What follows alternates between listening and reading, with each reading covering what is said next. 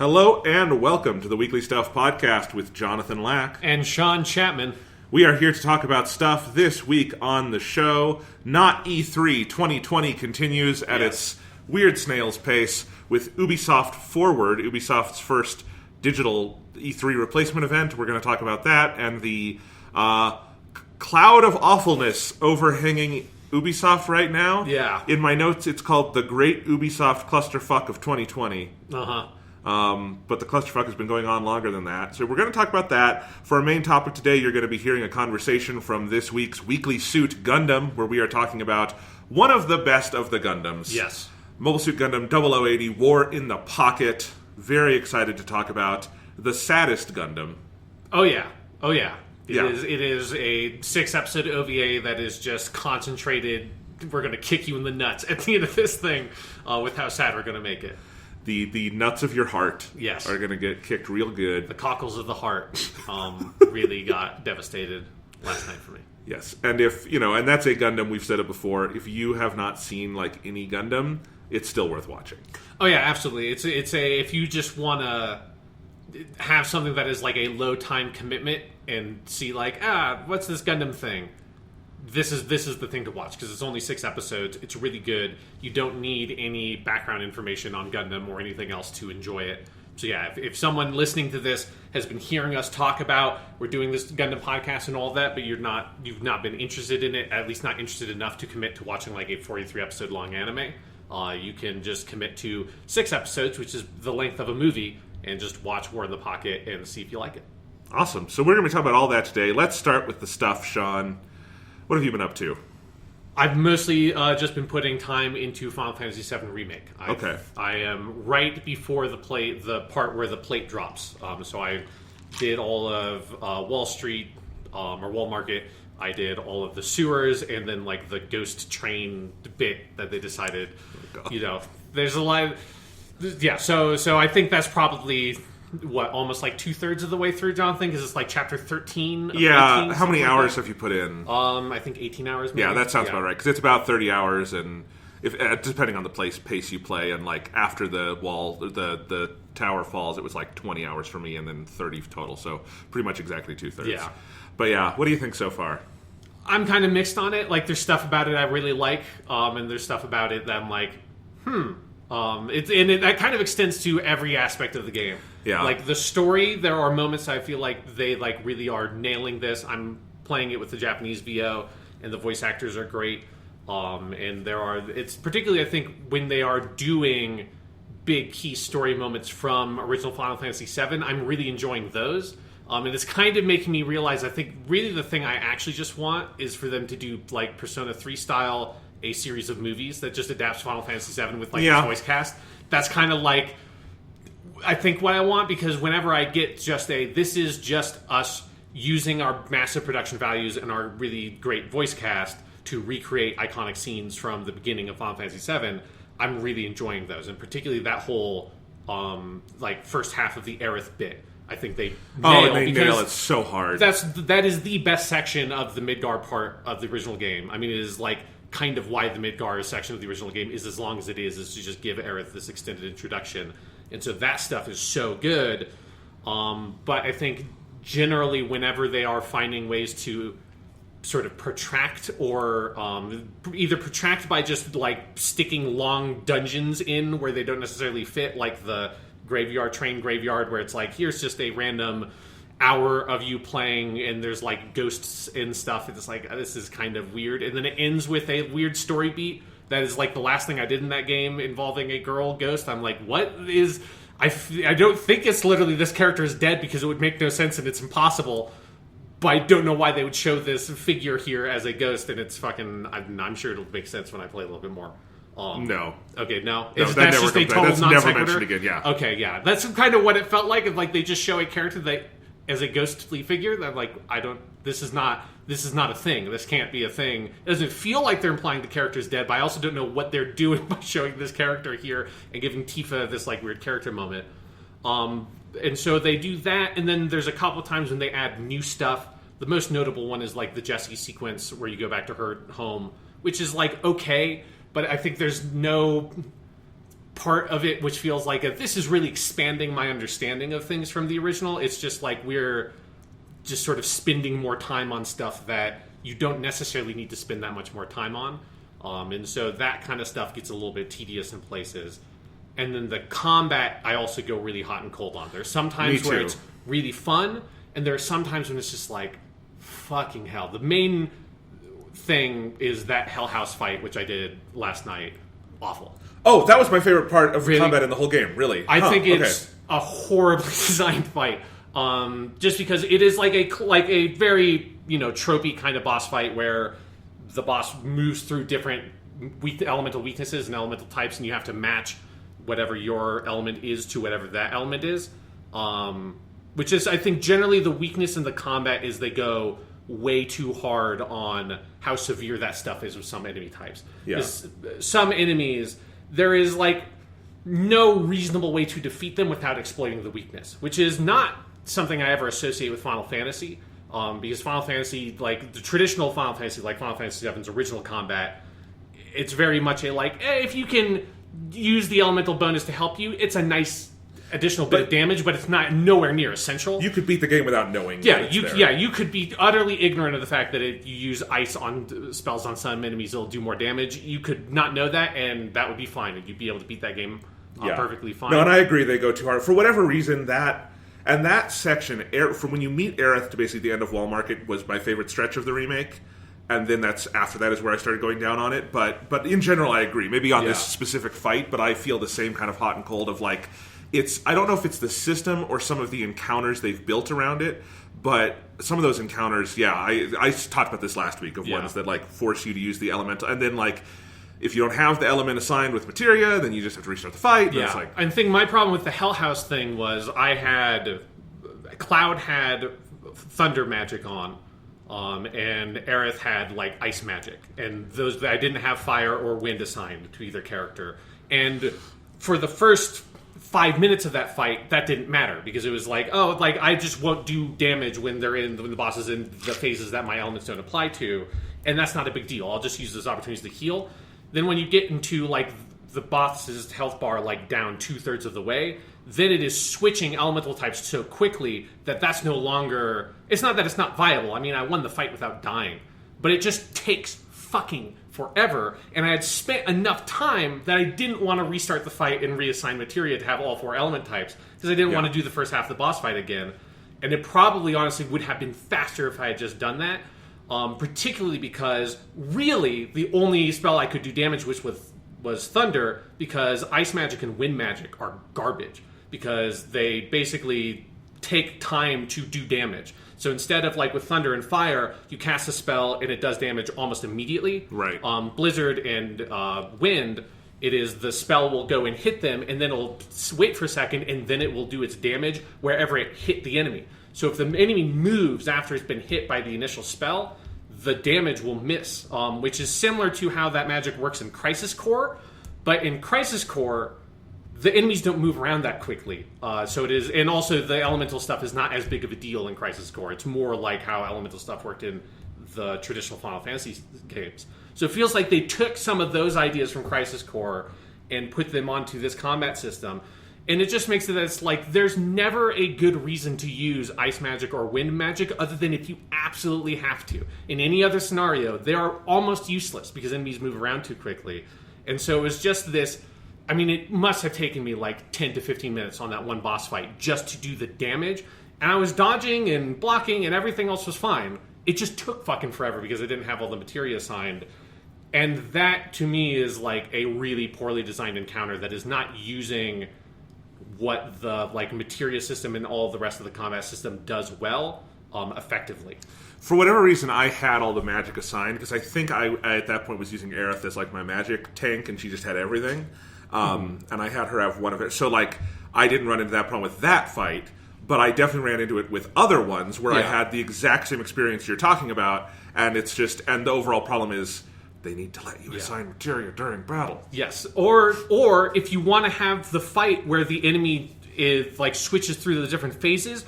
Don't do it one section of the game where you only have 2 characters. Right. Because that's the main reason why I only had 2 elemental types, is I only had Cloud and Aerith. If I had Tifa or Barrett with me, then I would have had at least 3. But generally speaking, you don't.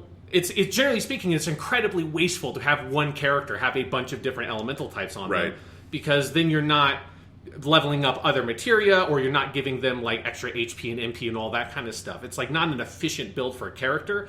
The only reason you'd want to do that is in the off chance that you're going to fight an enemy that demands you have the full suite of magic available to you. So it's like that kind of stuff in the combat system. When the combat doesn't work well, or like the encounters are designed poorly, it is just such a massive fucking slog to get through. Yeah. And that's very frustrating. But yeah, we'll all have more we'll talk about thoughts more on later. it. Yeah. But that is like, at the point I'm at, that's kind of how I'm feeling about it. Yeah, I think you and I are going to be largely in agreement on this one. I have been trying to power through the original Final Fantasy VII, kind of in the reverse order you played them. Yeah. Sean, I like everything about that game except playing it. That's why you just put it on fast forward. I do, but man, I wish I could put the remake on fast forward. You'd have no idea how much when I played 2 long video games in a row where I can just 3 times speed stuff, how much those little like animation things of like Cloud sitting down on the bench just kills me that I can't just and just fast forward through it. Every game should just do that from now on. Yeah, but it's just like I do that, but it's just, I don't generally have a problem with things being dated unless it's like a, racist dated kind of thing. Sure, yeah. But I just mean like mechanically in video games, like that's something I can get. Because I think a lot of games, like, you can say like Mario Bros. Is dated because we don't make games like that anymore, but it's the best at what it did, so it's completely timeless, you know? Something like that, or Donkey Kong Country or whatever. Or a lot of like JRPGs like Dragon Quest and stuff, right? But the trying to figure out how to get around the various screens and like, can I walk on this? No. Can I walk on this? No. Is that a door? No. Is this, that thing over there that I can barely see, that's how I get out of this. So I think, because what platform are you playing on? Switch. Okay, because I think on PS4, I think it's the touchpad. If you press that, it's whatever the equivalent of select was on the original PS4. It makes those arrows on the screen. Okay. So it Put has those on. Yeah. So yeah, I had that on the entire time because it shows you where your character is. He has like a little finger pointing to him. Yeah. And then like red arrows and stuff around where doors are. You should just leave that on constantly because it solves a lot of that. Okay. problem. On Switch, I think it's R2. So you can turn. Yeah, I'll do that. That is how the game should have been by default because, particularly, I think it's exacerbated by the blurriness of some of the backgrounds with the remake that they did or the remastering process they did. I think makes it even worse than the original. But yeah, you need indicators on the screen to let you know what are doors, what are exits to other maps and stuff like that. Okay, so I'll turn that on. The battle system is. I like the basic turn-based JRPG combat, so like there's that running for me, but it is within that world hot garbage. Oh yeah, it is. It is absolutely. You just spam attack almost every single fight, and that's it, and that's all you do. So there's that. The sheer tonnage of terrible minigames that are hard to figure out what to do. I hit the dolphin one too, Sean. I had to look up a YouTube video to figure out where the hell to stand. I explained it. You should just re-listen to our podcast. I could have done that, but it was easier to just Google where do you stand dolphin Final Fantasy, and there were like 7 videos. Yeah, because I was right. It is impossible to. You would never figure that out. Yeah, there is nothing indicating, and in fact, everything the game is doing is indicating that the spot you do have to jump from is the one spot you shouldn't jump from. And I am now at the gold saucer, which is one of my least favorite parts of any video game ever, because it's just all of that for. So you're at I think the weakest part of the game. Okay. It gets much better past like the gold saucer section because this is usually where I've fallen off before. Yeah. You should power through that because that is where it. I think is that it's like most meandering, and you have by far the highest concentration of because you are basically at the exact point I was the first time I talked about it on the podcast when I did my big rant about the mini games. Yeah. That is the lowest point of that game for me where it had the highest concentration of that shit. After that, like the minigame thing mostly stops happening, or when it does happen, it's like the snowboarding thing, which isn't good, but it's fine. You just like if there's a little snowboarding minigame, you just get through it. It's like you never have to do it again. Yeah. Okay.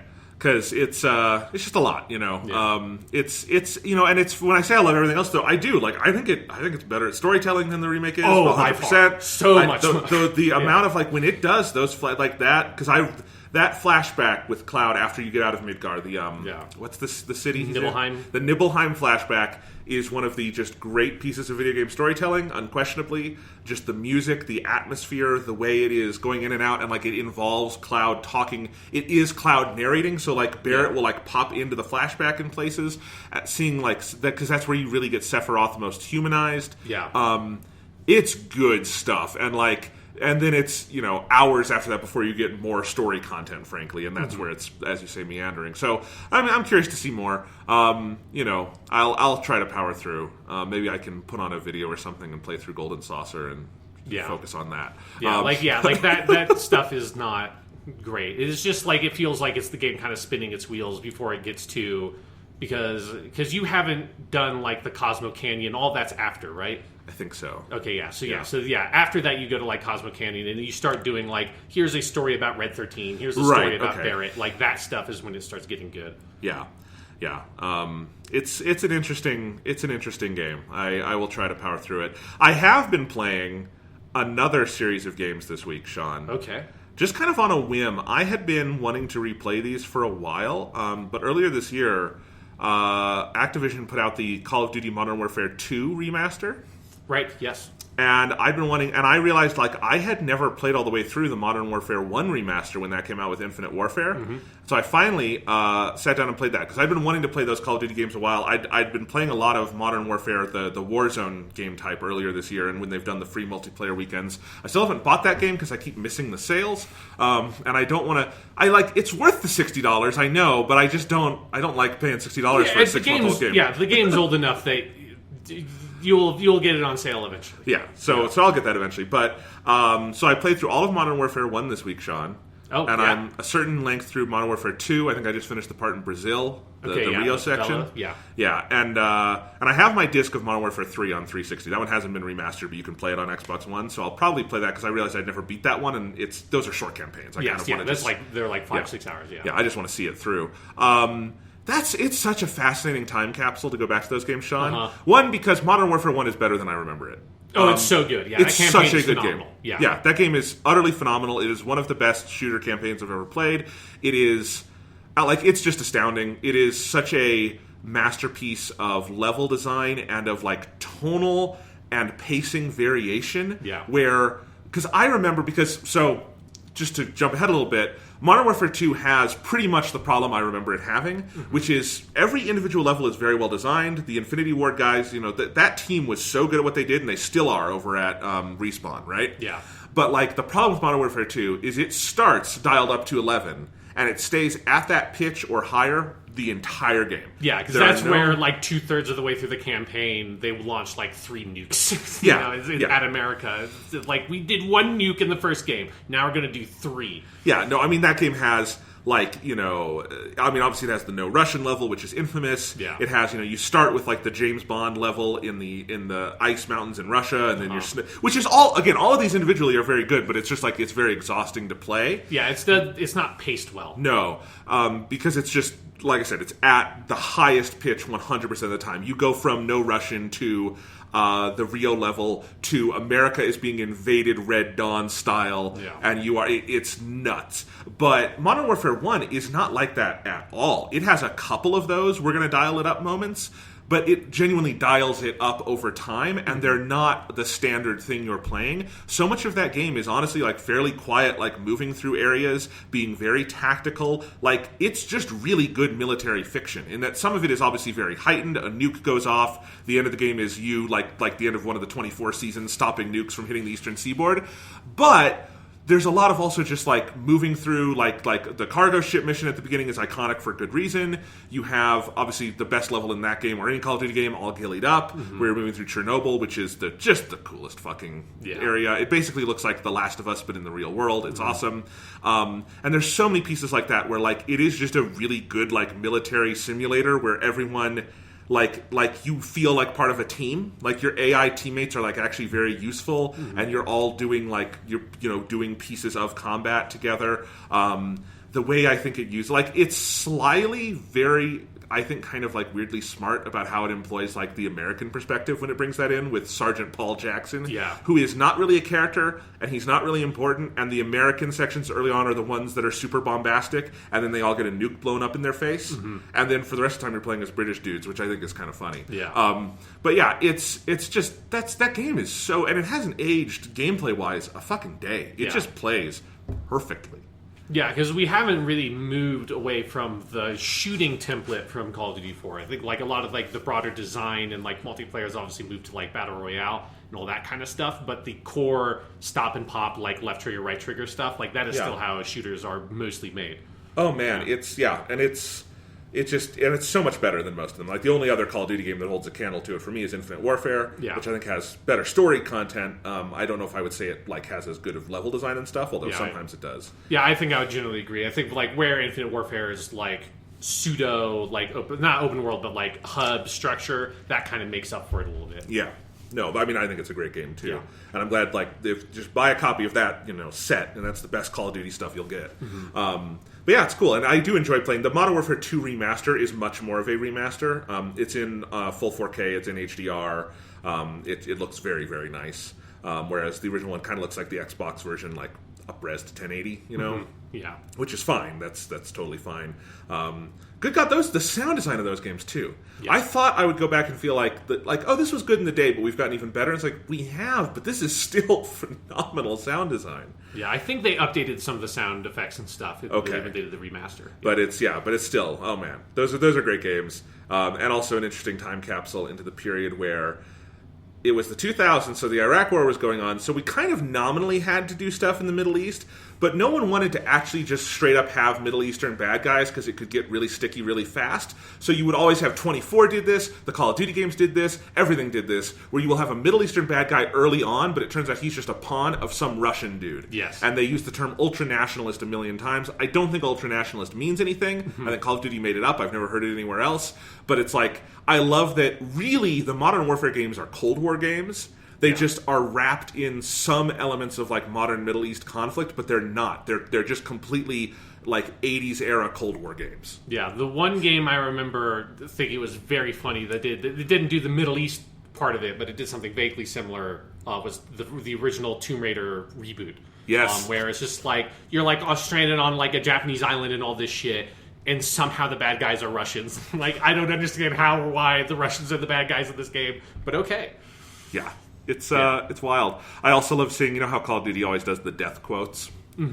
The funniest thing about playing those today is that, the death quotes came out of the early Call of Duty games, which are World War II games, so they were historical games, right? Yes, and they were historical quotes about World War II. And I thought it always worked really well in Call of Duty 2 to have that, right? Yeah. But in Call of Duty 4, okay, it's 2007, we're upgrading, it's modern warfare. The modern war is Iraq and Afghanistan, so we have to have quotes from, like, the architects of these wars. So it's full of, like, Dick Cheney and Condoleezza Rice and Colin Powell and Robert McNamara is all over it. And it's like, and you just go, like, all over it because it's like, this is bad. I think Modern Warfare 2 has a fucking Vladimir Putin quote about how we shouldn't bring back the Soviet Union, and I'm like, that didn't age well, because that's Vladimir Putin's whole fucking purpose in life. Yeah. Yep, that stuff is... Yeah, like, time capsule is the right way to put it. Like, because it is that thing where the Bush-era stuff now is, like, just old enough that it's, like, sort of entering... I guess what you'd call a nostalgic period, or it should be beginning to enter a nostalgic period, but I think it's hard to have a nostalgic period for like that era for a whole bunch of reasons. And so yeah, it is weird because it is like it is far enough now that it feels like you're going back to Modern Warfare and playing, a game that came out in 2007 rather than, it's been a while since I played that. Now it's an old game, right? Yeah. It's like, I'm teaching students who were born like the year that game came out, so it's weird shit. The only other stuff thing before we get into the great Ubisoft clusterfuck of 2020 is I wanted to mention that I am almost caught up on One Piece. Oh, wow. And this time next week, I will be caught up. And the cool thing is, One Piece is off this week in the manga, and there's a new chapter next Sunday. So I will be caught up to read the new chapter when it comes out next Sunday. So my goal was to catch up by chapter 1000. I'm going to catch up by chapter 985. I feel pretty good about that. Wow. I'm also watching so I'm in the Wano arc of the manga, which is the currently serializing arc. I've started watching that in the anime too, so I can catch up and watch the anime weekly as well. And that's really cool. The Wano arc of the One Piece anime, if you don't know, they brought in Tatsuya Nagamine, who directed the Universe Survival arc of Dragon Ball Super and the Super Broly movie and the One Piece film Z movie. And they had him basically do for One Piece what he did for Dragon Ball Super, which is like make the animation look good and like just clean up the production. And he is very clearly like, he's like their closing pitcher. He's the guy who comes in and saves the game. Yeah. Because One Piece has had a very up and down. I have not seen all of the anime, obviously, but I just famously it has kind of an up and down animation style. It has been running for 20 years. Naturally, it would. The animation style for Wano is drop dead gorgeous and like perfect and like, oh my god, it's still obviously it's a weekly anime. It varies a little bit, but I'm very impressed.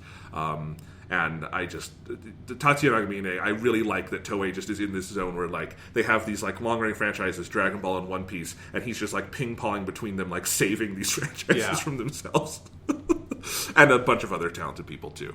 But anyway, so I'm happy. I'm really glad I finally gave myself to kick to catch up with One Piece, and it is the one good thing about this fucking pandemic for me, is that I definitely would not have caught up this fast if I weren't at home all day with lots of time to read manga. Yeah. Reading manga is good. It's great. It's a good time. I am also at the point on the Viz app where instead of just having... So they have all the chapters uploaded to that Viz app, but for the first about 800 chapters, it's the chapter scans from their Tankobon releases, the graphic novels.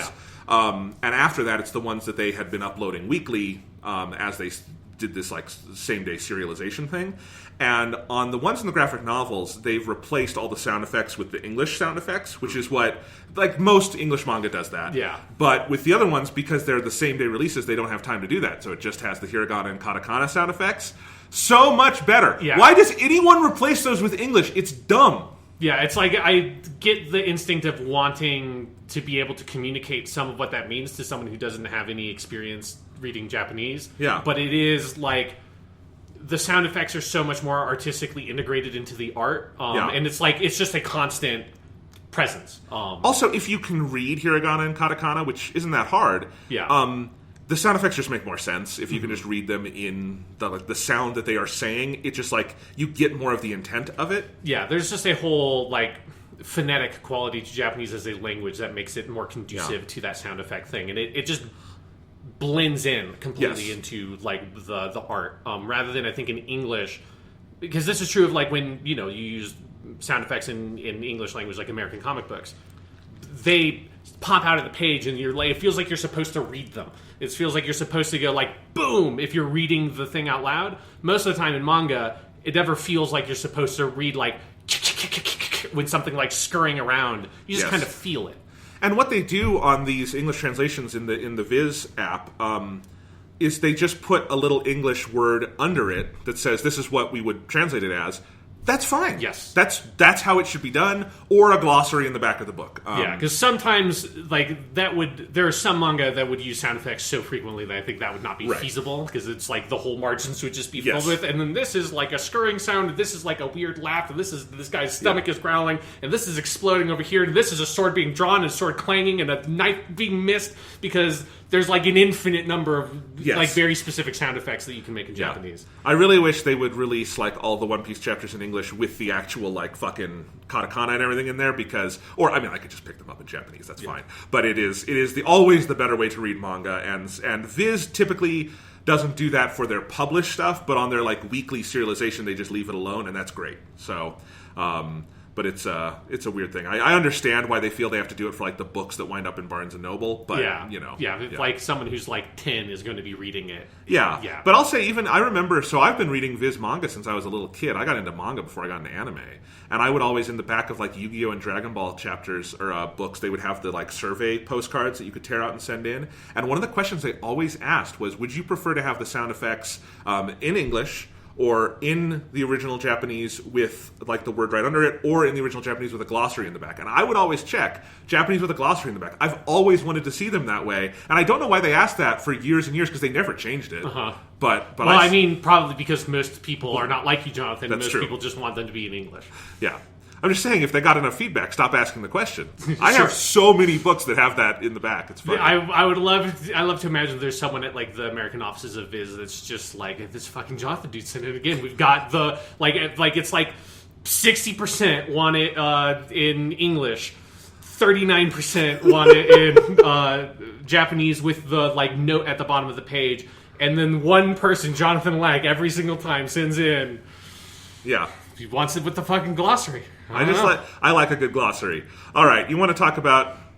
We don't want to talk about Ubisoft, but should we talk about Ubisoft? It's time to talk about Ubisoft, Jonathan. All right. It's time for us to take a trip to not E3 2020. We talk about all the things that would have been at E3 2020, but weren't because there was not an E3 2020. So, I don't even know how to start this. So today was the Ubisoft Forward event, their not E3 2020 event. But it has... Now, you would not know this from watching the Ubisoft Forward event. Yeah. But the Ubisoft Forward event has been clouded by a tangle of harassment and hostile work environment allegations so complicated that I did a bit of research last night. I'm probably missing something. There has been a lot over the last month. It's huge. It like reaches basically every single element of Ubisoft. It is many of the highest ranking people, whether they are design leads or project leads on video games, leaders of entire studios, or people who oversee multiple studios and are responsible for green lighting projects. Like basically the people that are next to Yves Guillemot, who's the CEO of Ubisoft, as like some of the most powerful people in that whole business, have wide-ranging numbers of accusations against them for whole different kinds of behaviors. Yeah. And it reaches everything, and then there's like departmental corruption within HR, so it is super complicated. So here's the news I have, Sean. I'll give you the quick rundown. Okay. You can add anything you think I'm missing. There were 3 high-profile firings or departures this Saturday, just yesterday from when we're recording this. Serge Hascote resigned as Ubisoft's chief creative officer. Yanis Mallet, head of Canadian Studios, is also out, as is Cecil Cornet, global head of human resources. Hascote had allegations from all over the company, and he was probably the second most powerful person in the company besides Yves Guillemot. Mallet was a key figure in a giant pattern of misconduct at Ubisoft Canada, the studio that is currently developing Watch Dogs Legion. A few weeks earlier, Ashraf Ismail stepped down as director of Assassin's Creed Valhalla. He's a longtime Ubisoft director after stories emerged of him lying to women to cheat on his wife. And on July 3rd, Vice Presidents Maxime Belland and Tommy Francois resigned and were placed on disciplinary leave, respectively. This is one of the most massive concentrated corporate shakeups in the history of video games. I think those are the major ones, Sean. But they're obviously not the only people to be affected by this. Yeah. Those are like the most powerful people at Ubisoft, but the like issues seem like they are so deep rooted in the company. It's systemic. Yes, absolutely. And a big part of, I feel like, the last recent sort of bout of this has been stuff around the HR department, and how, you know, it is that thing of where it's called human resources, and it feels like they tell you that HR departments exist for the benefit of the employees, but they it does do not. Yeah, so they exist to protect the welfare of the business and the company. And so whenever something like this happens, obviously huge numbers of complaints and things like that were lodged with HR, and HR did nothing about it, buried it, all that kind of stuff. And so there's been huge amounts of turnover within the HR department as well, and like I feel like there was like almost like a protest within different employees within the HR department trying to protect the HR department. It's like a whole host of stuff. But I think the point being that it is the most like comprehensively thorough version of this that we have seen in video games in terms of abuse and harassment, ranging from stuff that is sexual and stuff that is not sexual but is like psychological harassment of different employees.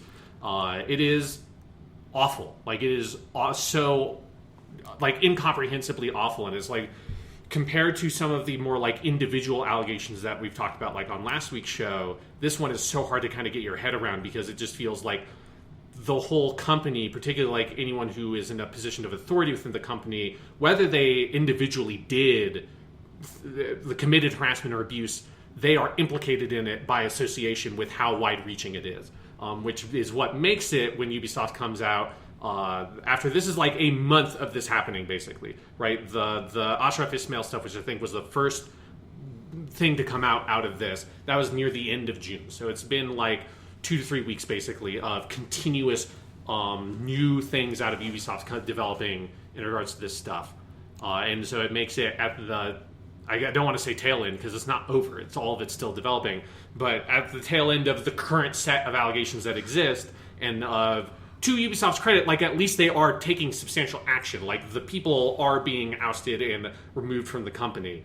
But to then, at the tail end of that, have your big E3 thing that obviously they've been planning for forever, but not say anything about it. And specifically, they put out a tweet saying that they would not address anything about it on the stream because, quote, it was pre-recorded, which is such horse shit. Like, Sean, like, this has been...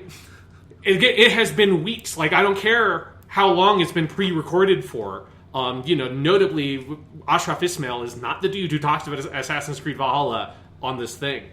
So I don't care at what point in the process, whether they would have recorded it yesterday, a week ago. It has been so severe for such a long time. At any point in the process, Yves Guillemot or somebody else, I mean, really Yves Guillemot because he's the CEO, should have recorded some sort of message. There was footage in this video of Yves Guillemot in his home or whatever, in front of a camera. You could have had him talk about it then. You could have had him talk about it last fucking night and had someone edit it into the stream before this morning. That is not difficult. Yeah. So obviously the reason, because even if you, like, for whatever reason it was too difficult to put a video part of it, you could have put a fucking text slide. You could have done something.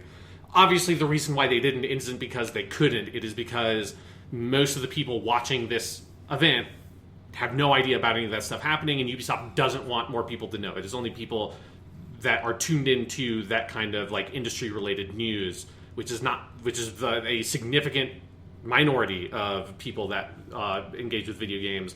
Ubisoft doesn't want it spreading any further than that, so that's why they're not going to address it, which is gross. Yeah.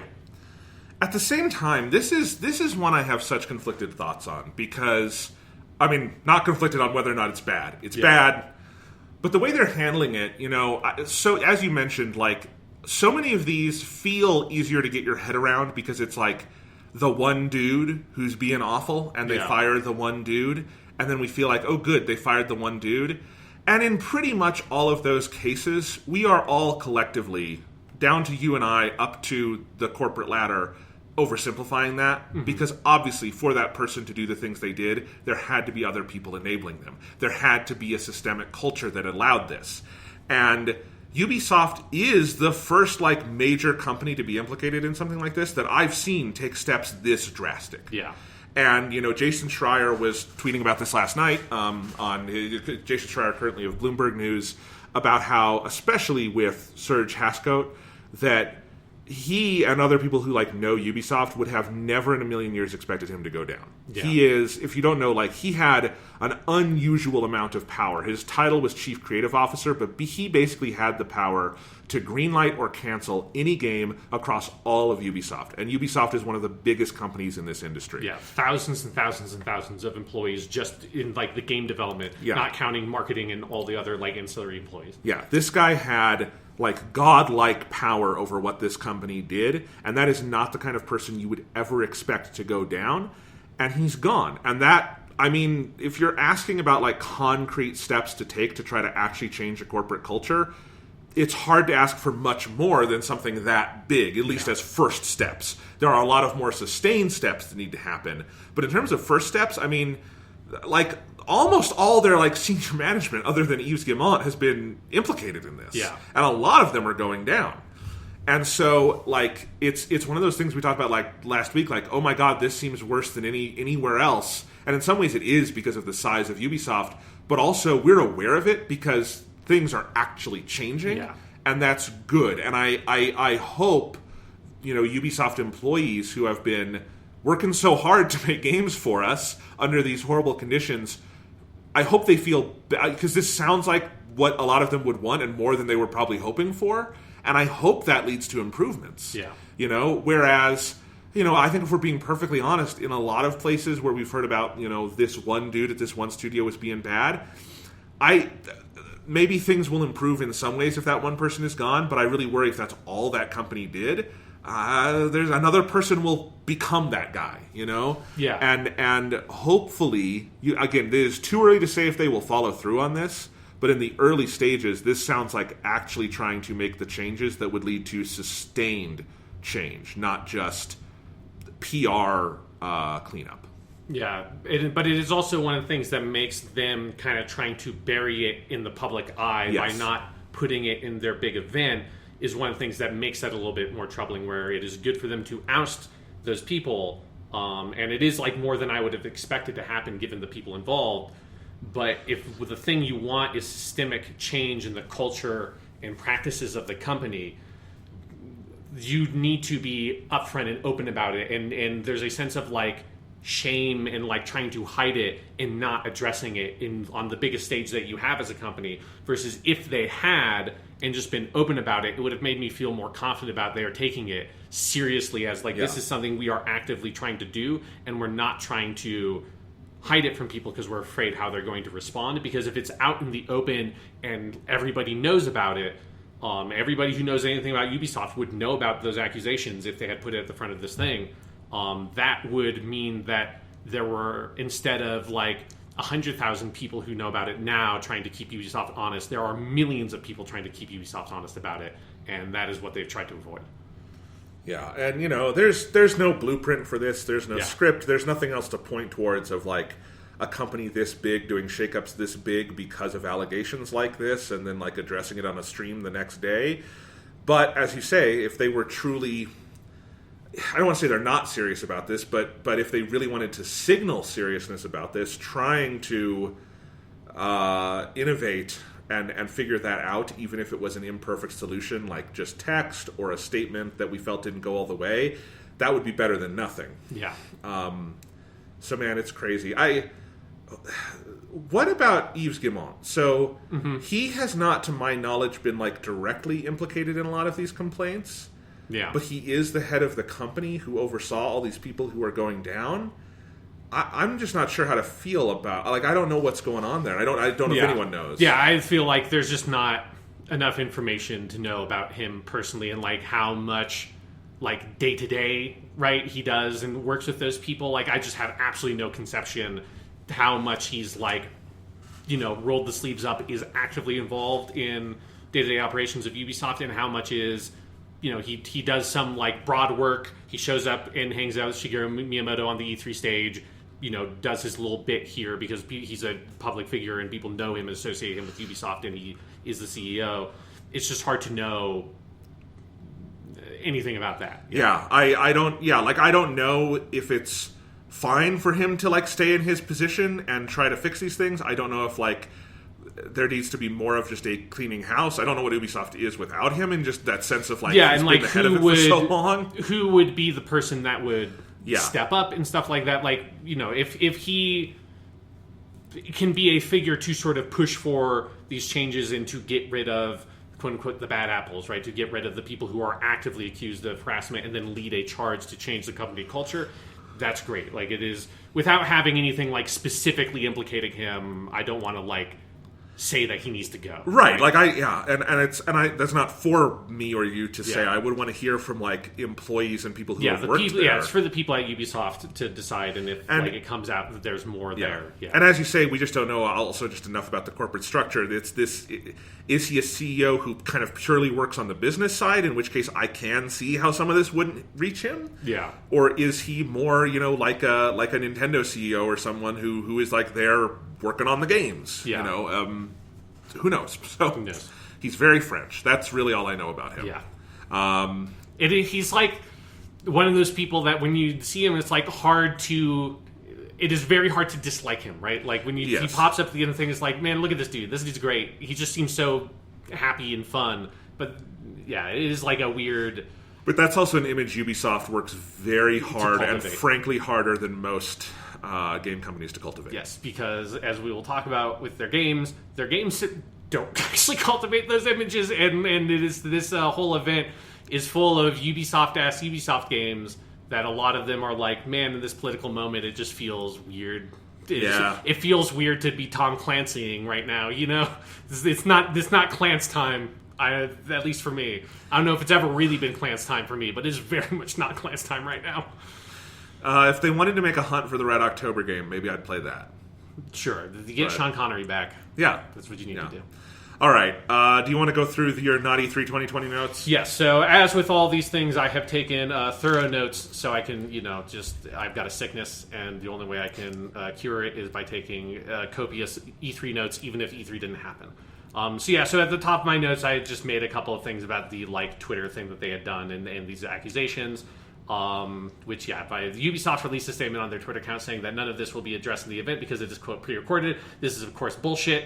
Also, Far Cry 6 with Giancarlo Esposito as the baddie leaked. That was this is the stuff I know coming into this, that Far Cry 6 had leaked. And I had completely forgotten that by the time the last thing they showed was Far Cry 6. I'm like, oh, right, the Far Cry 6. I forgot. I had literally written it at the top of these notes and had already forgotten that they were making it.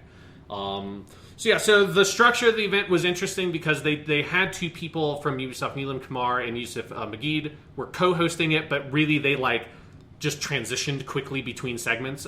So it was not like EA's thing where they had Greg Miller do long 3 to 5 minute intros and outros of different segments. And I kind of enjoyed that format of just kind of moving on to the next thing.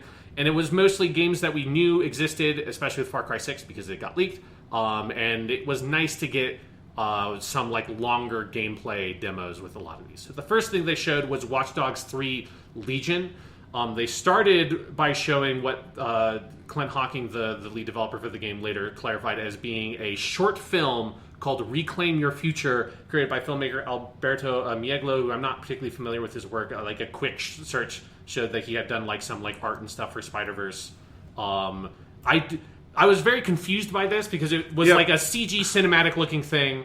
I didn't know what it was.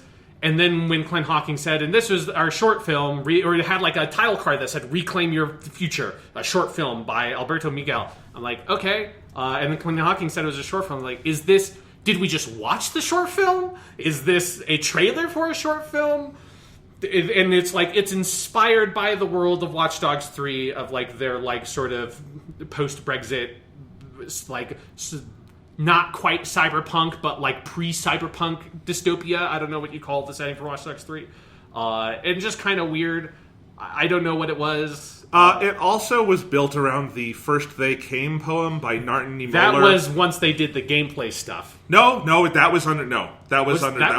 it started. Film? That was the short film. Are you sure? Yep. It started with... Oh, no, you're right. Yes. Yeah. It is in my notes. Yes. So this is the section, where my notes say, oh God, are they really doing the First They Came For thing? Yes, this just feels... quote, ... weird, especially with all the aforementioned abuse stuff hanging over. No, it feels gross. It's gross. Yeah. I'm sorry. You don't get to use Holocaust poems to advertise your video game. I don't care what your video game is. I certainly don't care if your video game is fucking Watch Dogs, which I think Watch Dogs Legion looks good, but you're doing this it's this irreverent, crazy, colorful future, blah, blah, blah. No, you do not get to invoke the Holocaust for marketing. I'm sorry. Yeah. It's 2020. How do we have to keep telling people this? Yeah, and it's so because basically what they did is they took the First They Came For poem but they switched out some of the words, and it's first they came for the protesters. Yes. Then they came for the hackers. Then they came for it is disgustingly tacky.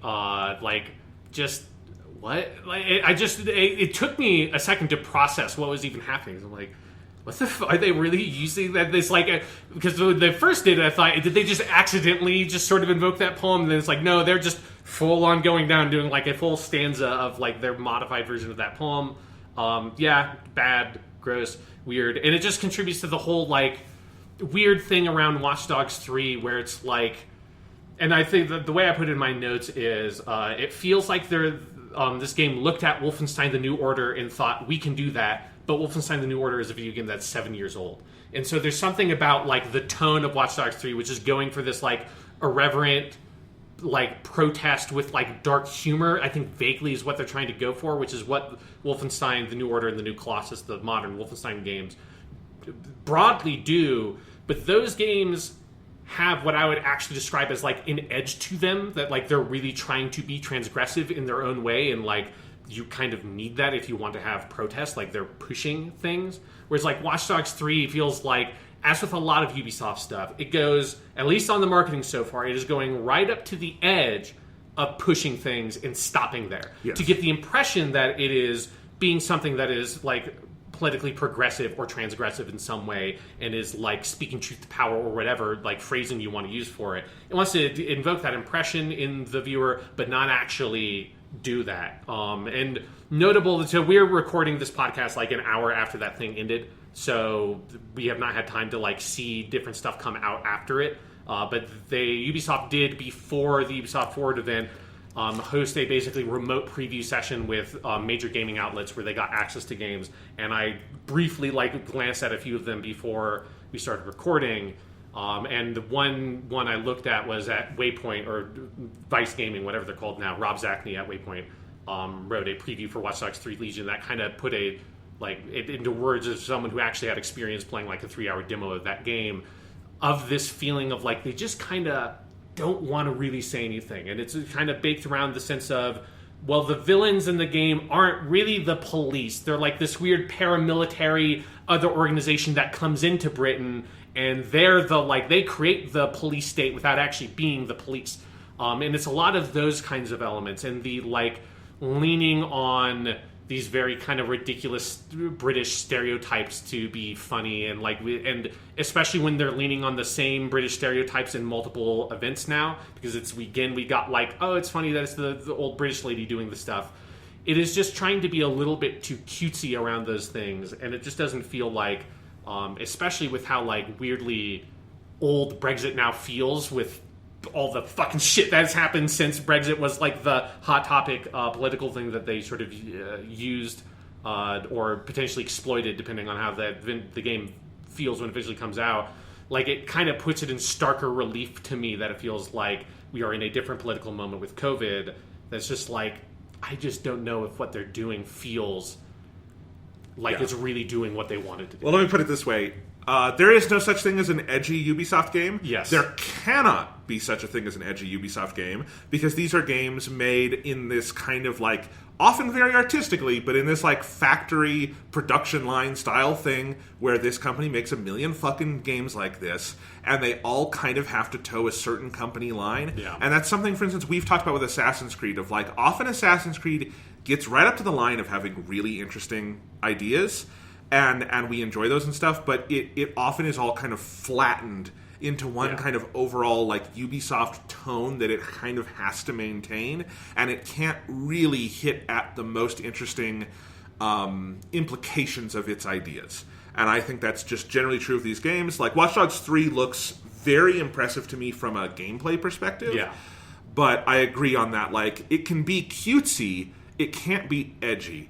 And I don't even know what an edgy Ubisoft game would look like. Like, Far Cry is the series they think is edgy, and it's not. It's Hot Topic. Far Cry is, like, the best example of this, of, like, trying to... Far Cry 5 is particularly out of the Far Cries, is the best one of, like, we are going to, like, almost do a thing about Trump. We're going to make it seem like we're doing a thing about, like, Trump's America, but we're not actually. We're going to make it so that, like, you know, the most people who don't like Trump will be like, oh, okay. And then anyone who's actually trying to think about the story is like, this is nothing. Like, you're just saying and doing nothing with the story. It is, like, massively disappointing.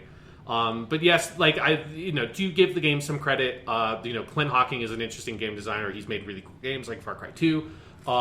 And some of the, like, procedural stuff that they showcased, that we got kind of a longer gameplay sequence than we did at last E3. It does look interesting. Some of it I'm a little bit curious about.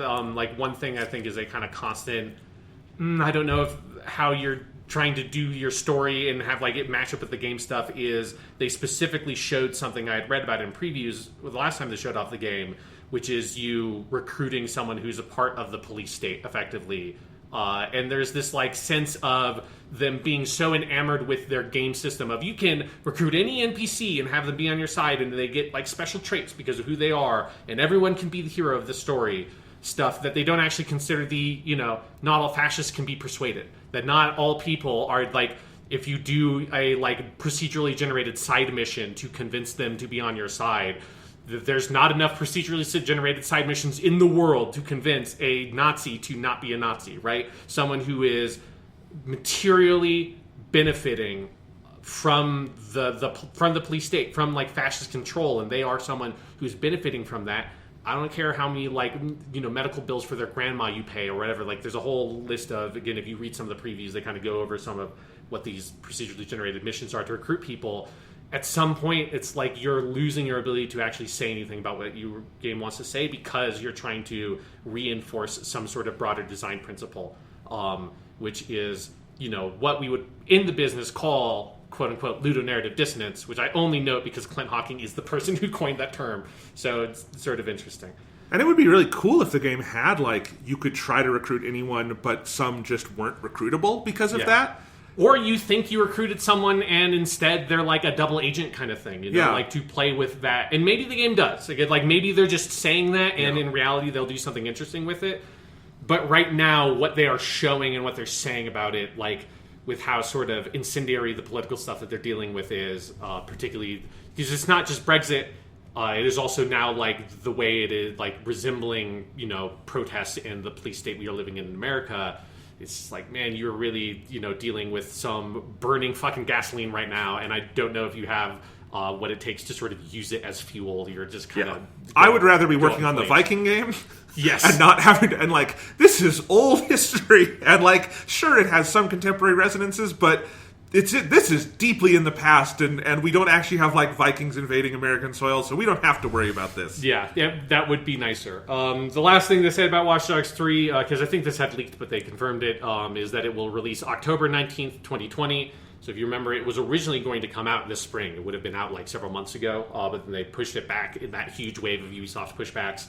And so specifically the PS4, Xbox One version are out October 19th. There was they didn't really talk about it, but on the screen it said next gen quote coming soon. So I don't know if that is them just October saying, 29th, by the way. Oh, 29th, I mistyped. So I don't know if that coming soon thing is them not wanting to put a date because it's it'll just be when the consoles launch, or if they're doing significant work to it and it'll be a longer thing. Who knows? But at some point it'll be next gen. So then they had something that they did this twice, and I think this is a cool thing that they did. I don't know if there's anything to talk about in terms of the content here, but they interviewed Amanda Munt, who was a level artist working on Watch Dogs 3, and she just kind of got to talk about her process on making levels and stuff. And it was cool to see this, and then in another game, someone who's working on the game who's not a project lead getting to talk about their work on an event like this. Normally that's something that you get maybe in the YouTube videos for the studio's YouTube channel or something. So I appreciate that. They frequently do this at Ubisoft shows, and I always appreciate it, and that was my favorite part of today's stuff, was seeing actual game designers talk about their craft. That was cool. Yes, very cool. Next up we got the mobile section of the thing, where they talked first about Brawlhalla. I'll just say what my notes are on this. This game is crazy popular with the youngins, and I know fuck all about it. It's coming to iOS and Android. This is how little I know about Brawlhalla. It wasn't a mobile game already? Yep, that's what I thought too. Yep, mobile version launching August 6th. So apparently that game was on PS4 and stuff. Sean, just in time for school. Yes, just in time for school. I'm really looking forward to trying to deal with social distancing in the classroom. I'm maintaining 6 foot distance, and then I have them all just playing fucking Brawlhalla. Motherfuckers. If you wear your mask, you can play 10 minutes of Brawlhalla in class. Yeah. Then we had Might and Magic Era of Chaos, which is a Might and Magic mobile game. I know less about Might and Magic than I do Brawlhalla. It's just a fantasy, vaguely D&D kind of fantasy thing. I don't know. The one thing I want to say about this is they had maybe the most ill-advised text card I have ever seen, which it started by saying, quote, "It's been a great 7 months." Obviously, they mean that for it's been 7 months since the game launched, and they've got whatever millions numbers of players. But I saw the sentence, "It's been a great 7 months," and I'm like, "Fuck you! No, it has not." True, because 7 months is the amount of time we spent in 2020, and it has not been a good year. It has very much not been a good 7 months. Might and Magic Era of Chaos. Again, I understand what you mean, but maybe think about the broader context of that sentence when somebody reads it when they're not really interested in your mobile game. At least add an asterisk and a little bit of text at the bottom saying, specifically for our game. Yes. And then the next thing we got was the Tom Clancy mobile game, which it was just like a CG trailer. Like, all of these were just like weird CG You mean trailers. Tom Clancy's Overwatch? Because it looks like Overwatch? So the thing I did was I spent the whole time waiting for, because I couldn't remember what the title of the game was, because they showed this at last year's E3. I came up with different titles for the game. So my first was Tom Clancy's Mobile Adventures, Tom Clancy's Drug Busts on the Go, Tom Clancy's Pocket Hegemony, and Tom Clancy Presents The Power of the Police in the Palm of Your Hand. The actual title of the game is Tom Clancy's Elite Squad. Again, it is not Clance time. I'm sorry, but the American hoorah, go the police, go the CIA, all that kind of shit. Just really, again, there's actually no good time for it. But now is the worst time for it in recent memory. It's just hard to be like yay, Sam Fisher. Let's go. I can't get enthusiastic for Tom Clancy. Here's the stuff. best thing I can say about the Ubisoft show this year, Sean, is that they had very little of it in comparison to most years. Yes, because there's no new Tom Clancy. Other than, Watch Dogs is basically a Tom Clancy, but they just don't call it a Tom Clancy. But yeah, there's no Division 3 or anything like that. But we did get our requisite 3-minute video on Tom Clancy's Rainbow Six Siege. There are 60 million players, I guess, now in Rainbow Six Siege. I should just go back to my notes from 2015 and look at every single time they've talked about Rainbow Six Siege, and that I can track yearly the number of players, because they basically say it every year. Then my last note on that was because it was all focused on the community, and here's another example of why it is just so not time for the Clans right now in 2020, is that the last thing they showed was a bunch of cosplayers for Rainbow Six Siege. And all the characters in Rainbow Six Siege are police and military police people. So it is a lot of people dressed up as a German police riot officer, and cop cosplay is not great in 2020. I really do not want to see riot gear and police dressed up in riot gear and people fantasizing around that right now is just not a good look. Combined with all the other weird shit around this game, around this whole stream.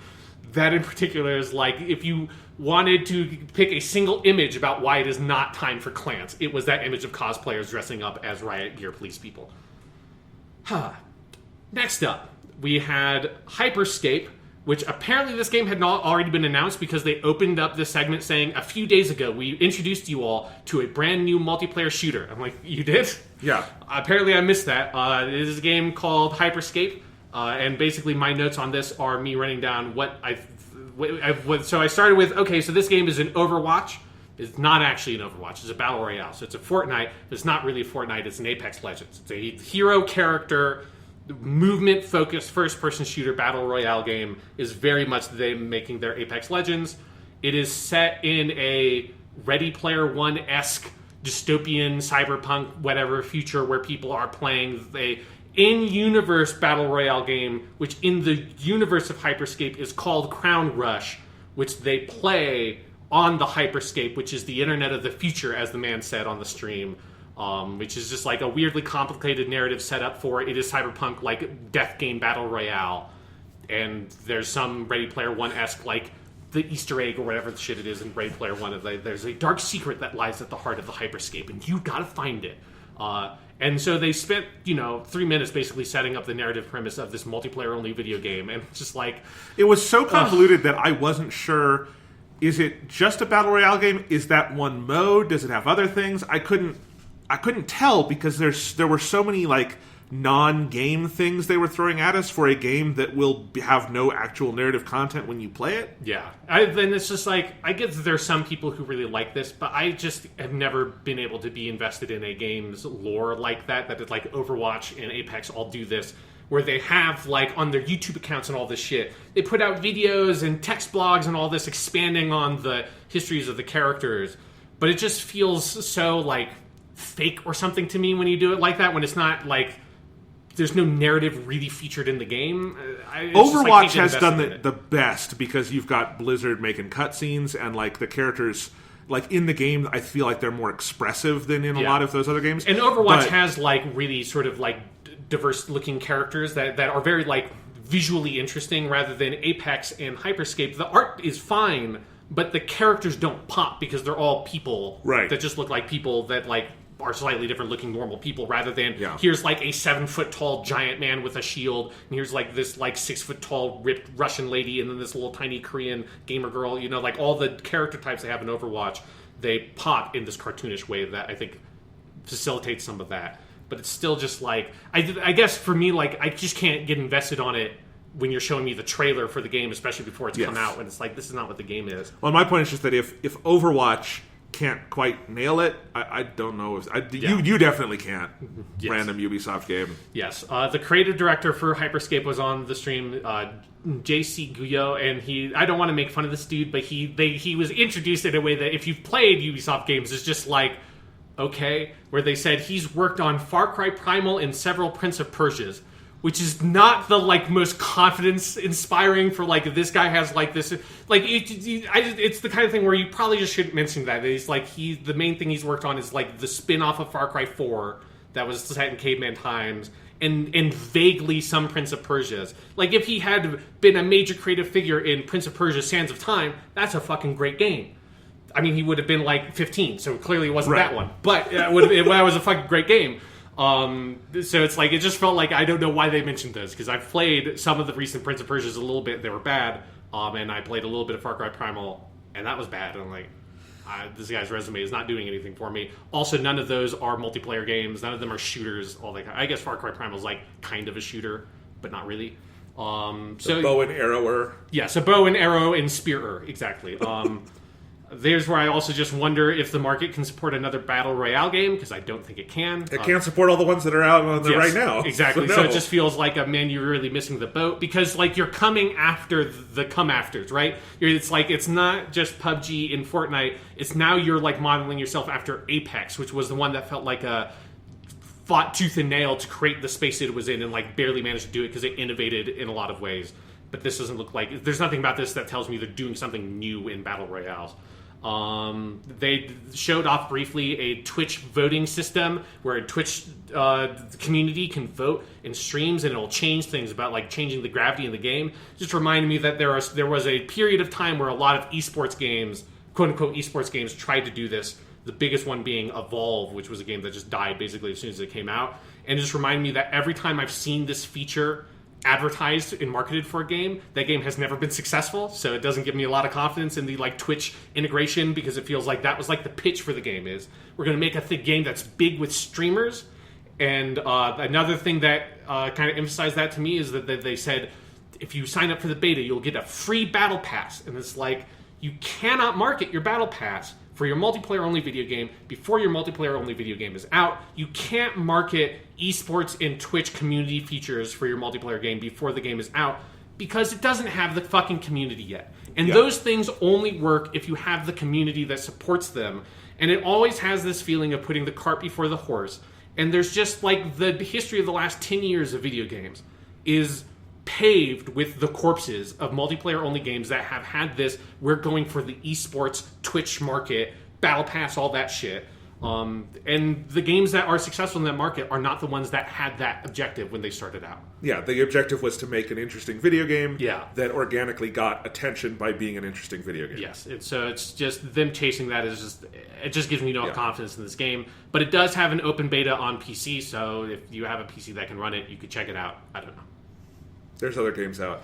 Anyway, what else, Sean? Moving on, this is then they said as we move into the next generation of gaming, and then they had Phil Spencer stream in from his living room, and he said Ubisoft is supporting smart delivery for Watch Dogs 3. It was later confirmed after the stream that PlayStation is getting the same thing, which is kind of confirming quietly that like that's just what's happening. Why hasn't PlayStation like said? I'm a little confused why PlayStation, because they've had lots of opportunities now to just like name their own version of that, or just say like this is something we're doing, because it's always like Xbox has this nice short like thing that they can say, and like they're saying it everywhere, so clearly people are responding to it, and we know that it gets attention every time they say it, because it sounds really super nice and pro-consumer, and it sounds like PS4 to PS5 mostly is going to be the same thing, which is great.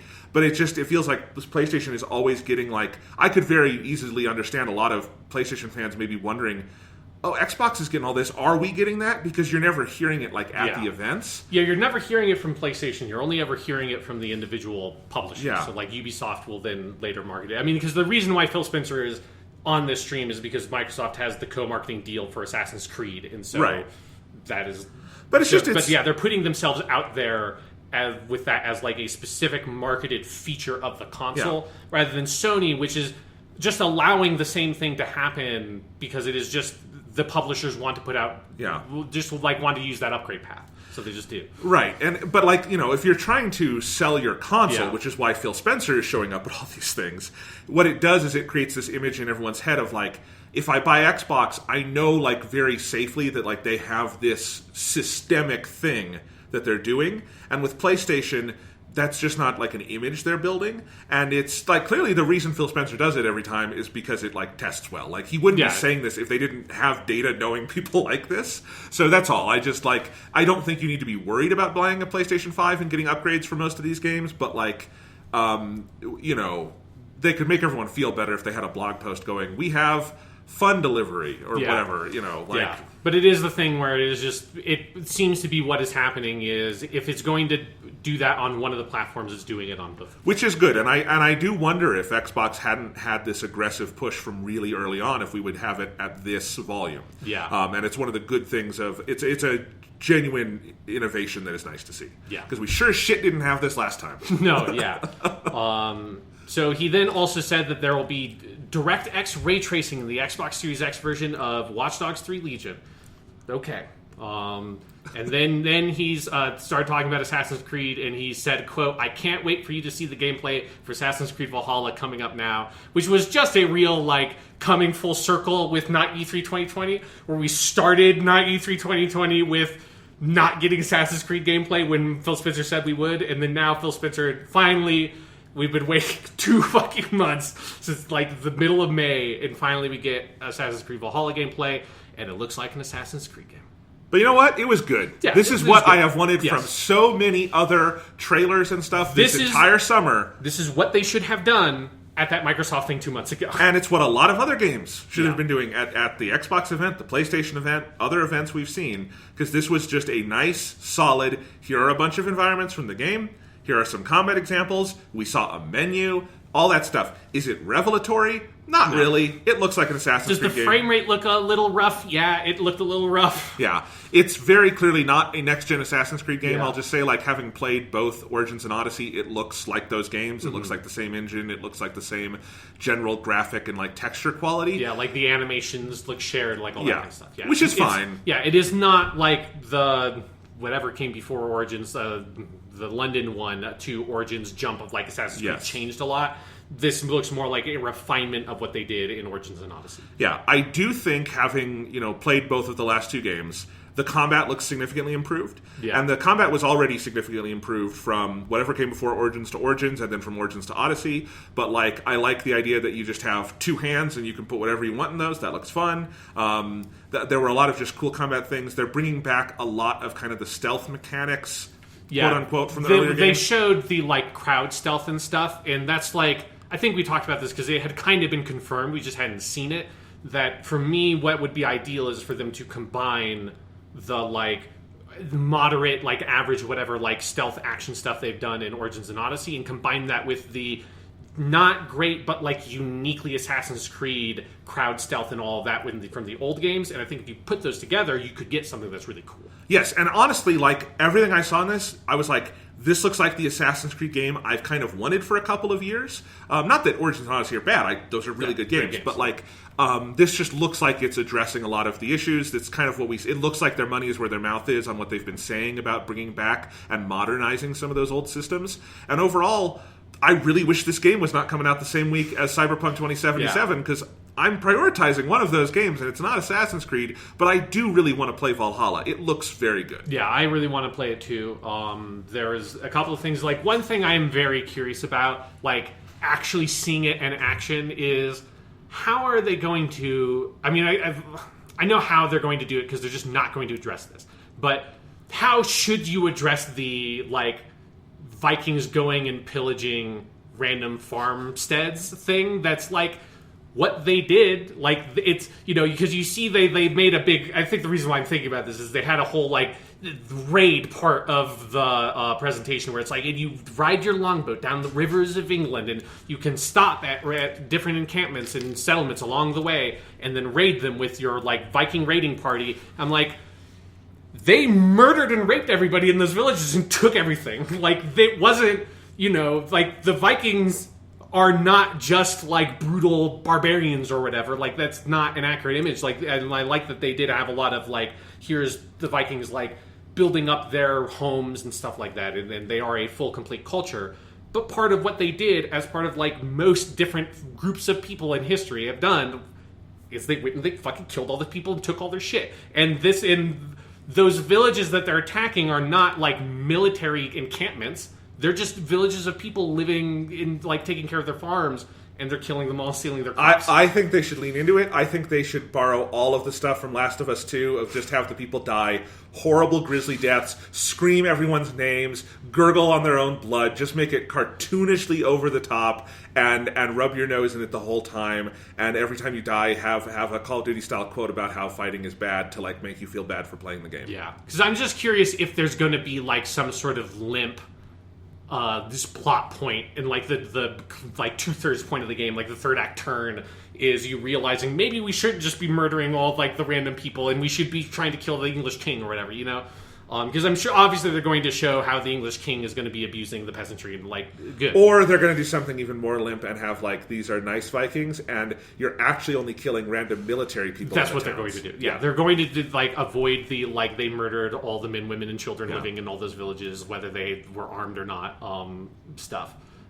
So yeah, that's just, like, it's going to be fine. It'll be like Viking fantasy. It's not going to be a big deal, but it's something that, like, I had a thought of specifically because they marketed this, like, raid concept. I'm like, I feel like maybe you just want to not put that front and center. I would the love first thing they showed about the game. I would love it if they just full on, like, you know how in Origins and Odyssey you have the Far Cry style, like, encampments, like the military, and you have all the checklist of things to do there. If they did that, but there are no military encampments, it's all just random villages, and it's like kill 20 civilians, 5 children, and everything is just, it's all against completely innocent bystanders. I mean, that's basically, it makes you think of, there's a mission in the campaign in Warcraft 3 where you basically had to, like, purge a village infected with the undead, and it was like the turning point in the story of that game where the hero Arthas turned into the villain of the story because it's like he took things too far. And I would love it if Assassin's Creed Valhalla had the same mission, but it was the opposite. It was like, no, this is a good thing we're doing. Yeah, it's the first mission of the game, and you just do more of it. Yes, exactly. All right. Yeah, they also, like, hinted at they're going to continue to do, like, the mythology stuff they did with the last 2 games, and they said they'd pull from both Norse and pagan mythology. There was, like, a giant wolf, but it was weird because that was before they started talking about the mythology stuff, and I couldn't tell. Do they know that wolf is way too big, or is it supposed to be like a giant magic wolf? I don't know. Yeah. But there's a giant wolf. I have to say, so I just saw this on Twitter, Sean, that they have, you can go pre-order this game, and their special edition with, like, the statue and shit is called Assassin's Creed Valhalla Ragnarok Edition. And I'm surprised they didn't save the word Ragnarok in case they ever do DLC or, like, a future game. Yeah. Because that sounds like what they would call the sequel to this game. Yes, that, like, it is, like, the significant DLC where you're playing as A4, your main character, but they're, like, old, and it's, like, the end of Beowulf. Like, you go and fight the fucking dragon and die a good king. Yeah. That would be actually fucking rad. Beowulf should be in this game. It would be around the same time Beowulf should be in this game. Have Beowulf be in the game and have the modern day stuff instead of being modern day. Have it be in Oxford in, like, the 40s, and you go talk to J.R.R. Tolkien and he tells you all about Beowulf. That'd be great. Yes, and it's like we have uncovered an original manuscript of Beowulf before the Christians altered the text. It's like, yes, just link it all into deep Beowulf.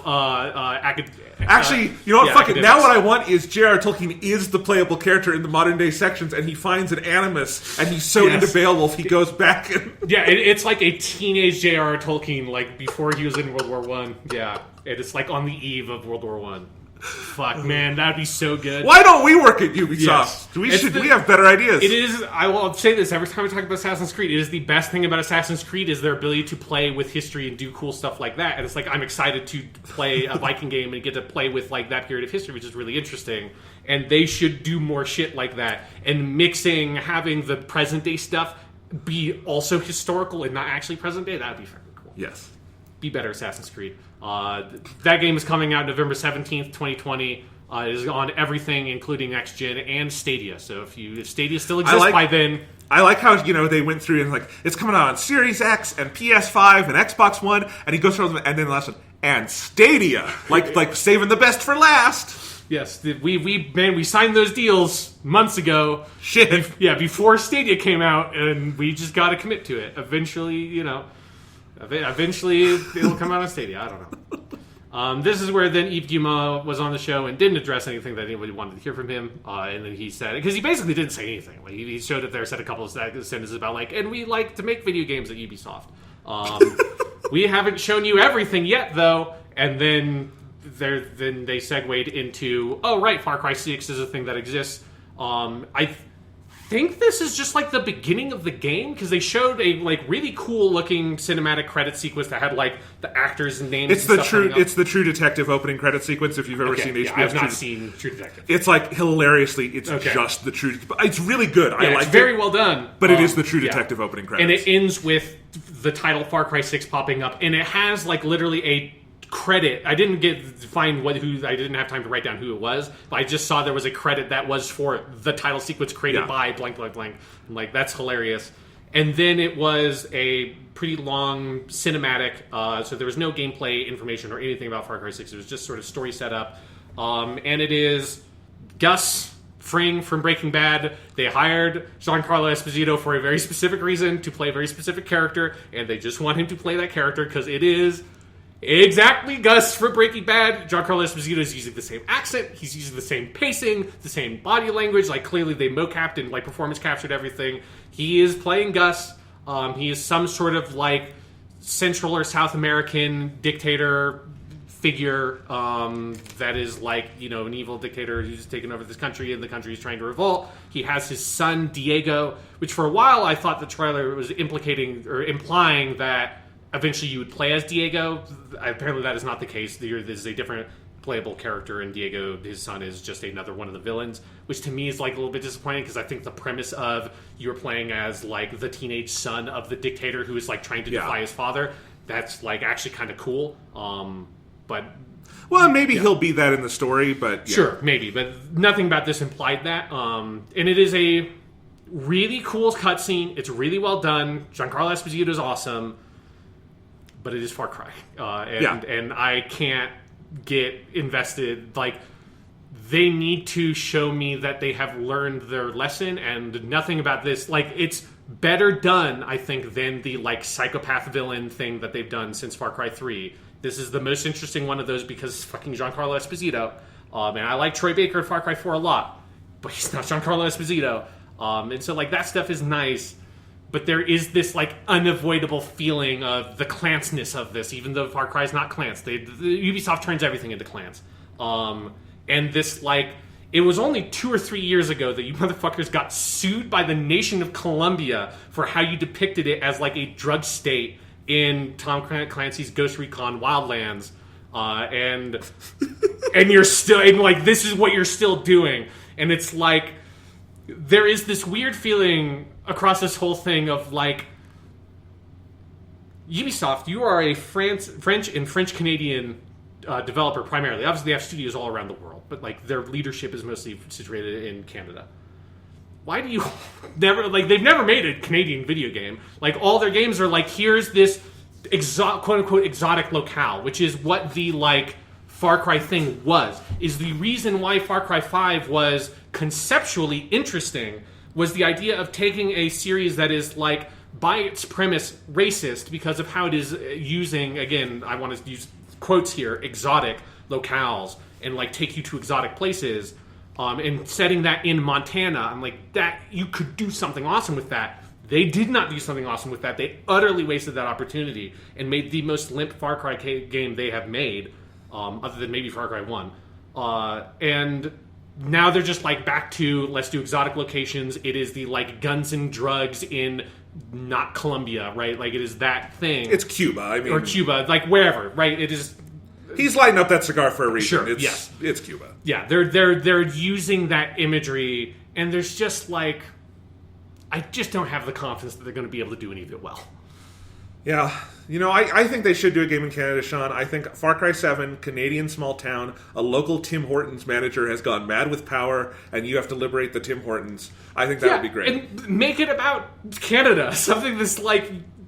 It's just the sense of, like, they have this team is made by diverse perspectives and everything. But then at some point it's like... But who is working on this game? Like, because they haven't said who the creative director is, because there are multiple people. Different people have basically been the directors for each Far Cry 3, 4, and 5, and they haven't said. And I tried to find it if they had said it, and they haven't said it yet. And it's just this sense of like, I want someone who is actually connected to this kind of history and this kind of culture of Central America and South America, which obviously, for reasons mostly related to America fucking shit up, has had this long spree of different nations having dictatorial powers in place that are abusing their power, right? That I'm not saying that is not a phenomena. I'm not saying that violence and drugs in Central South America is not a problem. Obviously it is. It's just it's fucking America. But I want someone from that culture to authentically tell that story, and that is the kind of thing, and that's part of, in a small way, what is part of this whole, like, the harassment and abuse allegations. A lot of the part of that, like the feeling of the toxic workplace, is this sense of Ubisoft is technically a workplace that is very diverse, but marginalized identities are the people who are most vulnerable to that harassment. And part of their messaging about trying to fix that problem is them committing to a truly diverse workplace where it is people at all positions of authority and power are from diverse backgrounds. It's not just people at the bottom rung that get in that are from more diverse backgrounds. And so if I was Ubisoft, I would want to use this opportunity of Far Cry 6 to highlight that in some way. And this is notably, partially because this only has a cinematic presentation. This is like the only game where we didn't see anybody involved with the development talking about this game at all. Yeah. Which is another thing that I think contributes to that problem. Well, Sean, we don't know who the director is. Yeah. The writer is Naveed Kavari, whose other credits with Ubisoft include being the narrative designer for Far Cry 4. I will say Far Cry 4 is by far the best of the modern Far Cry games. Co-narrative designer for Assassin's Creed Unity, the lead narrative designer for Splinter Cell Blacklist, and the lead writer for The Division. Okay. The Division's not very good. And Blacklist, like the writing, like that game is okay, but the writing is not good.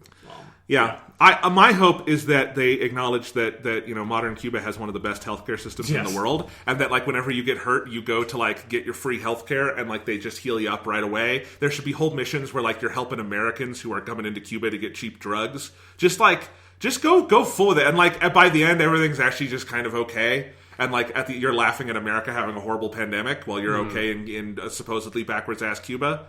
That's not my words. That's how the game is framing things. But yeah, I don't know. It's the most interested I've ever been in a Far Cry game, purely because of Giancarlo Esposito, and I liked the direction of that trailer. Everything we're talking about absolutely worries me. We'll see. I don't really like the style of these games anyway, so it's not really my thing. They need to make more substantial gameplay changes as well. Like they've been putting out. I will say at such a fast pace. I have to praise them. February release date, thank you. Yes. That's a game people might actually be able to play. Yeah, the release date is February 18th, 2021. It's coming out on everything, including Stadia. Yep. And I believe it has the same upgrade path stuff, so PS4 to PS5. And it'll probably have the actual like next-gen enhancements on day one because of when it's coming out. Yes, I imagine that that will probably... And those enhancements will probably feel a little bit more substantial than in like Watch Dogs. Yeah. So anyway, anything else to say about the Ubisoft show? There will be another, they said at the end that there will be another one of these streams later this year. But that will not be E3 2020 because it will be outside the summer, which I think is the limits of E3, not E3 2020. I think the last not E3 2020 thing is probably going to be the Microsoft first party thing, and then that'll come to a close. It is, it's kind of notable how like, it was nice that they had with Watch Dogs and Assassin's Creed longer gameplay stuff. Also, they didn't really show anything new. I guess they're saving that for the next one. There was going to be new stuff. It just all got leaked. Yes. Well, yes. Yeah, Far Cry got leaked. But even if it was Far Cry, that would have been one new thing with no gameplay. Yes. And I'm curious about, there's like stuff we know is on the docket for Ubisoft that did not show up here. Beyond Good and Evil 2 is absent for like 2 or 3 years in a row. Or I guess 2 years in a row, because 3 years ago, basically they announced it.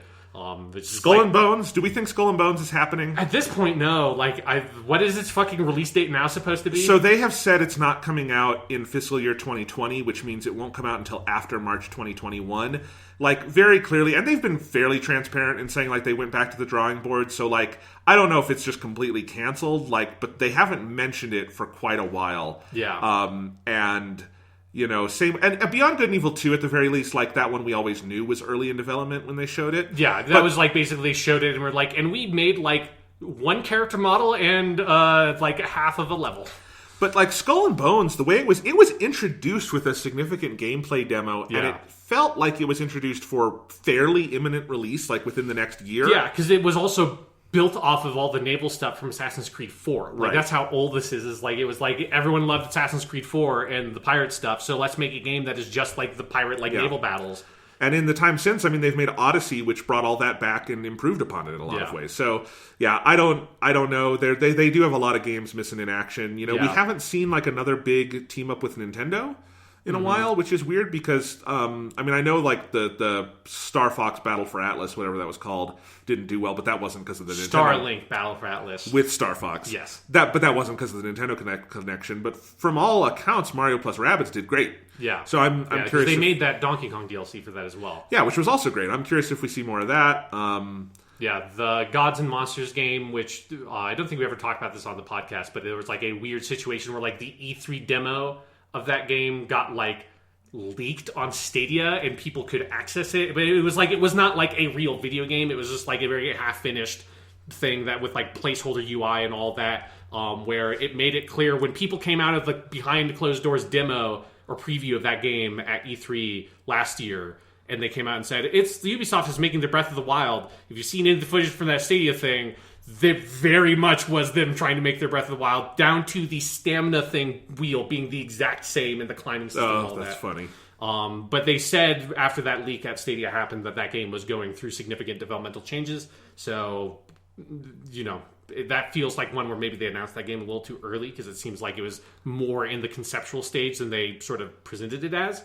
But yeah, so it's interesting that some of that stuff is totally absent, like not a mention, not a trailer, let alone no gameplay stuff. And then no, like, full, like, this is our, like, we're building a next-gen game from the ground up and announcing that. That is probably, they'll have, like, the one of those at the next Ubisoft thing. But I keep on kind of waiting for that to happen at one of these, is just get a proper, this is just a game we're making for the PS5 and Series X, and it's not a cross-gen thing. Because we should get, like, it'll be like 2 years from now, but we should get the announcement of one of those sometime soon. Yeah. From a third party. All right. Well, anything else to say before we move over to Gundam, Sean? No, you know, Ubisoft, you know, I'm glad that you're making big structural changes. Hopefully they can, you know, stick with that. I'll say this. If it weren't for the cloud hanging over everything, I thought this was one of the better not E3 2020 shows. It was 45 minutes long. Yeah, paced well. It had genuine gameplay, like compelling gameplay demo stuff. And as far as like purely cinematic announcement goes, I do think the Far Cry 6 is one of the better ones of those we've seen recently. Yeah, it's a really good trailer. You know, but it's obviously you can't and shouldn't separate it from everything else. Yeah. So there you go.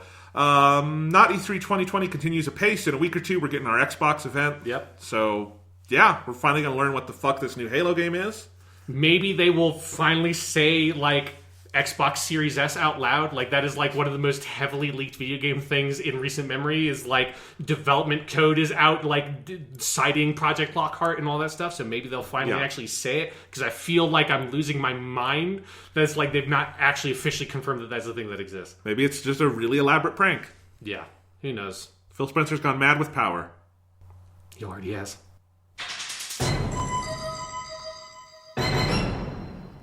Hello and welcome to Weekly Suit Gundam, the special bonus podcast brought to you by the folks at the Weekly Stuff Podcast. I'm Sean Chapman. And I'm Jonathan Lack. And we are back once again, Jonathan, after our 1 year anniversary Gundam Spectacular, where we talked about After Gundam X, we talked about Turn A Gundam, and we did a whole series of rankings of everything we could basically think of in Gundam, and we watched the phenomenal, well-loved Canadian television production known as G-Savior that we watched together for the first time. We did a podcast on. We did all that and more last month. It's time for us to not quite march forward, but to take a look back into the past of Gundam and kind of cover up a little things that we jumped over. First of which being the 1989 OVA series Mobile Suit Gundam 0080, War in the Pocket. That's right, it's Weekly Suit Gundam's OVA-a-thon. Yes, where we are going to go through, in order, the 3 OVA series released in the late 80s through the 90s, which are War in the Pocket, 0083 Stardust Memory, and then the 08th MS Team, which are all things that I had obviously already seen, but you had watched as well, and we talked about a little bit in episode 6 of the podcast.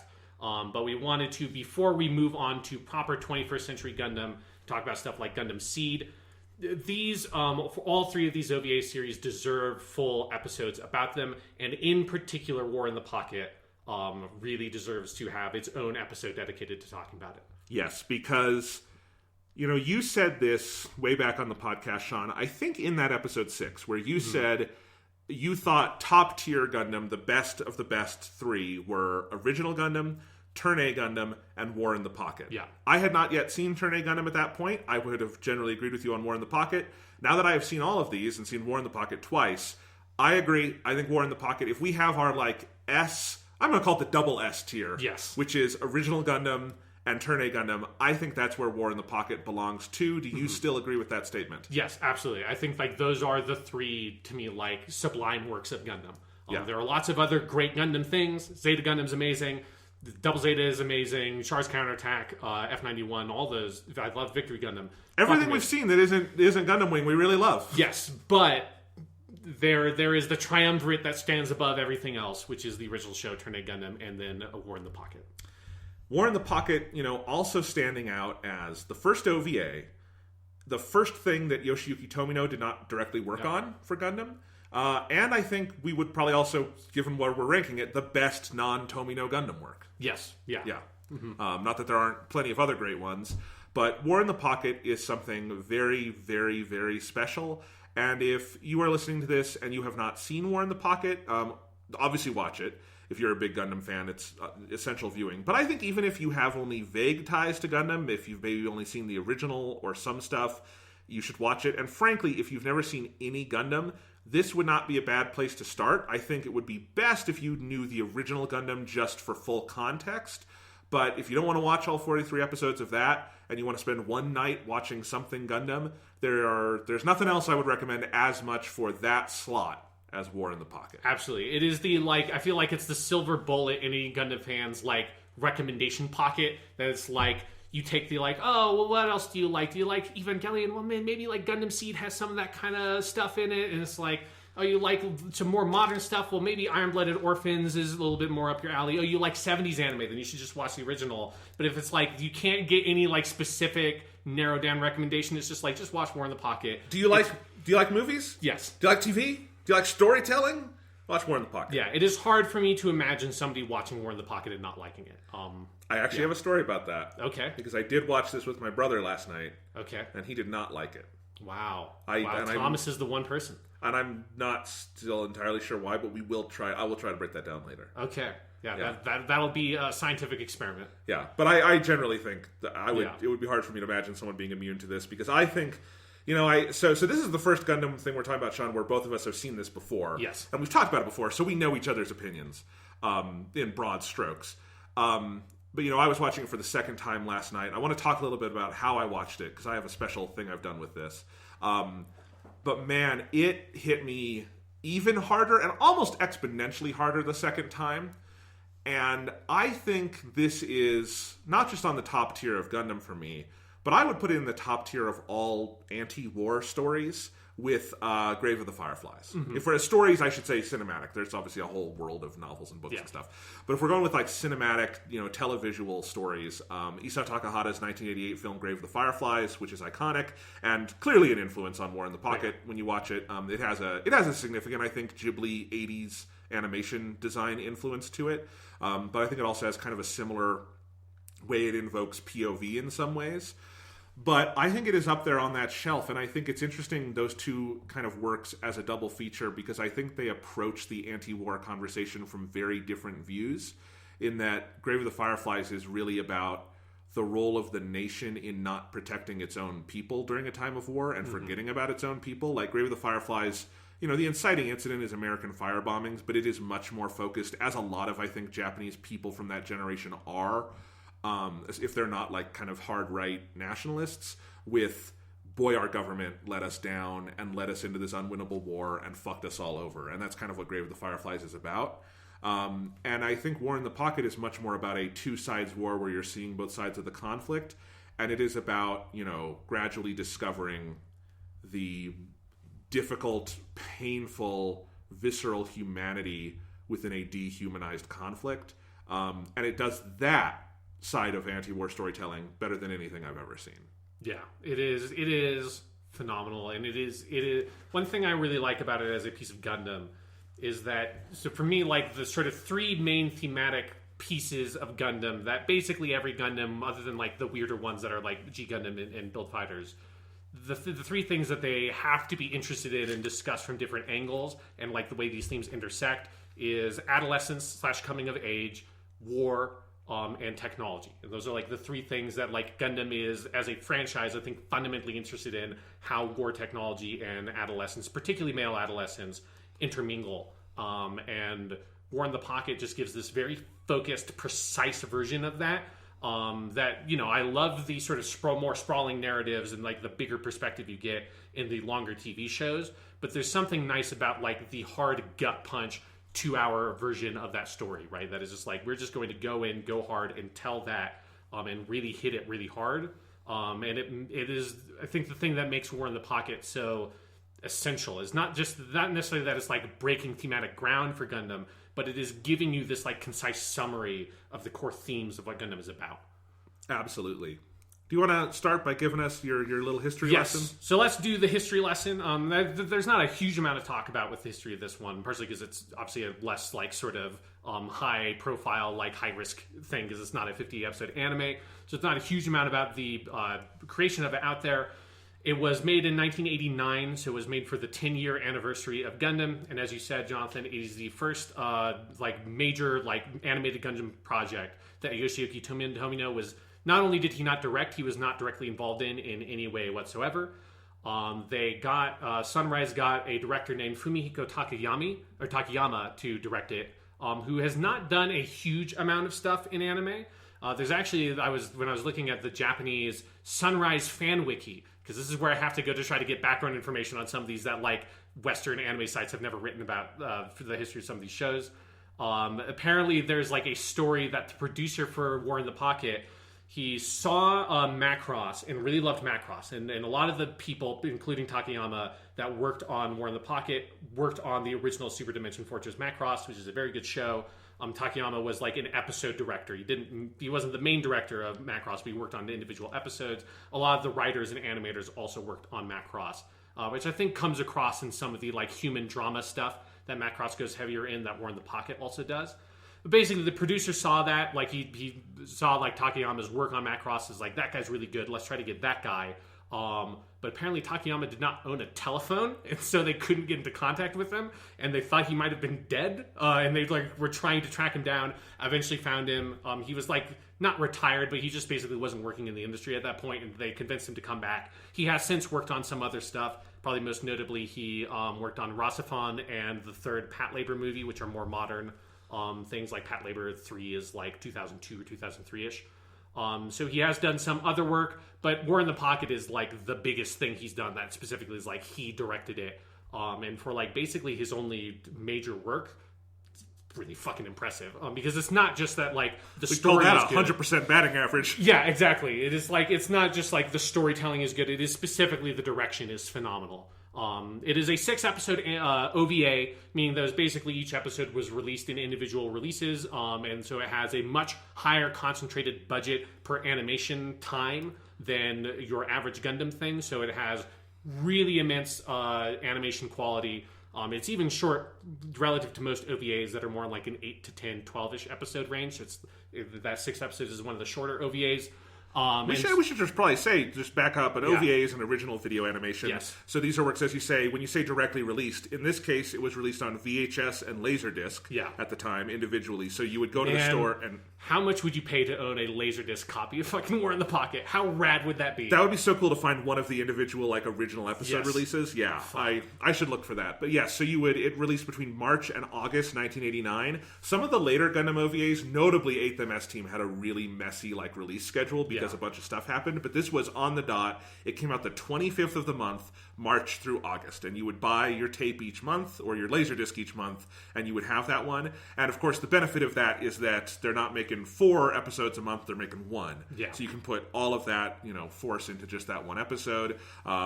And, this, I think you look at it, it seems like a very clear production that they had. This feels so intentional, like they knew what this was from moment one to the end. And there's no variance in, the quality of things. So it was specifically made originally to be a thing that effectively is a movie-length story that is split up into 6 episodes. So that was, part of the premise of what they were going to make with it. It was apparently after the original Pat Labor OVAs, which came out in 1988. Those were introduced at a lower cost, which was 4,800 yen for a single volume, and which is not cheap, but it is cheaper than what most OVAs were. And so Sunrise followed suit with that with War in the Pocket, and War in the Pocket was hugely successful on its original release. It was both critically well received. It also sold really, really well, and it's really well liked in Japan as well as with the fans over here. And that's basically the story of how it was made. They wanted to make an OVA that celebrated the 10th anniversary of Gundam. They hired a dude from Macross, and some of the other people that worked on Macross, the writer Kyosuke Yuki also was a Macross guy. They hired them to work on it. They made the 6-episode thing. They put it out. It did really well. And it kind of helped pave the way for the future OVAs, particularly Stardust Memory, to then enter production and for Gundam to expand its boundaries. Because, to put it into perspective for Gundam, this is around the release of Char's Counterattack. It's a little bit after Char's Counterattack. So it is that phase where that kind of first opening salvo of Gundam that is the core base of what Gundam is built on was kind of finished, and part of the expansion of the franchise is moving into other forms of animation outside of just TV anime and the occasional movie, using the OVA format and then getting different sort of voices in there as well. Sean, I have found on eBay a complete set of the 6 Laserdiscs of War in the Pocket from their original release for only $126. That is a good price. I'm going to bookmark that. We'll look at that later. Anyway, it's also just cool to see the artwork on those.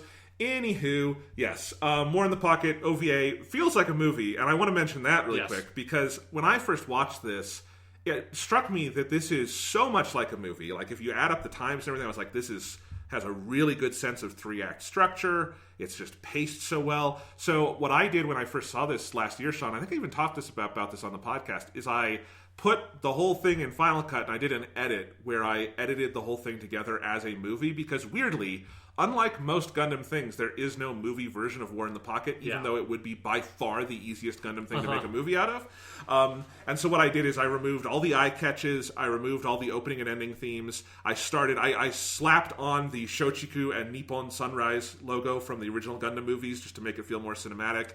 I moved the title card to after the prologue, so it feels like the prologue and then you get the title.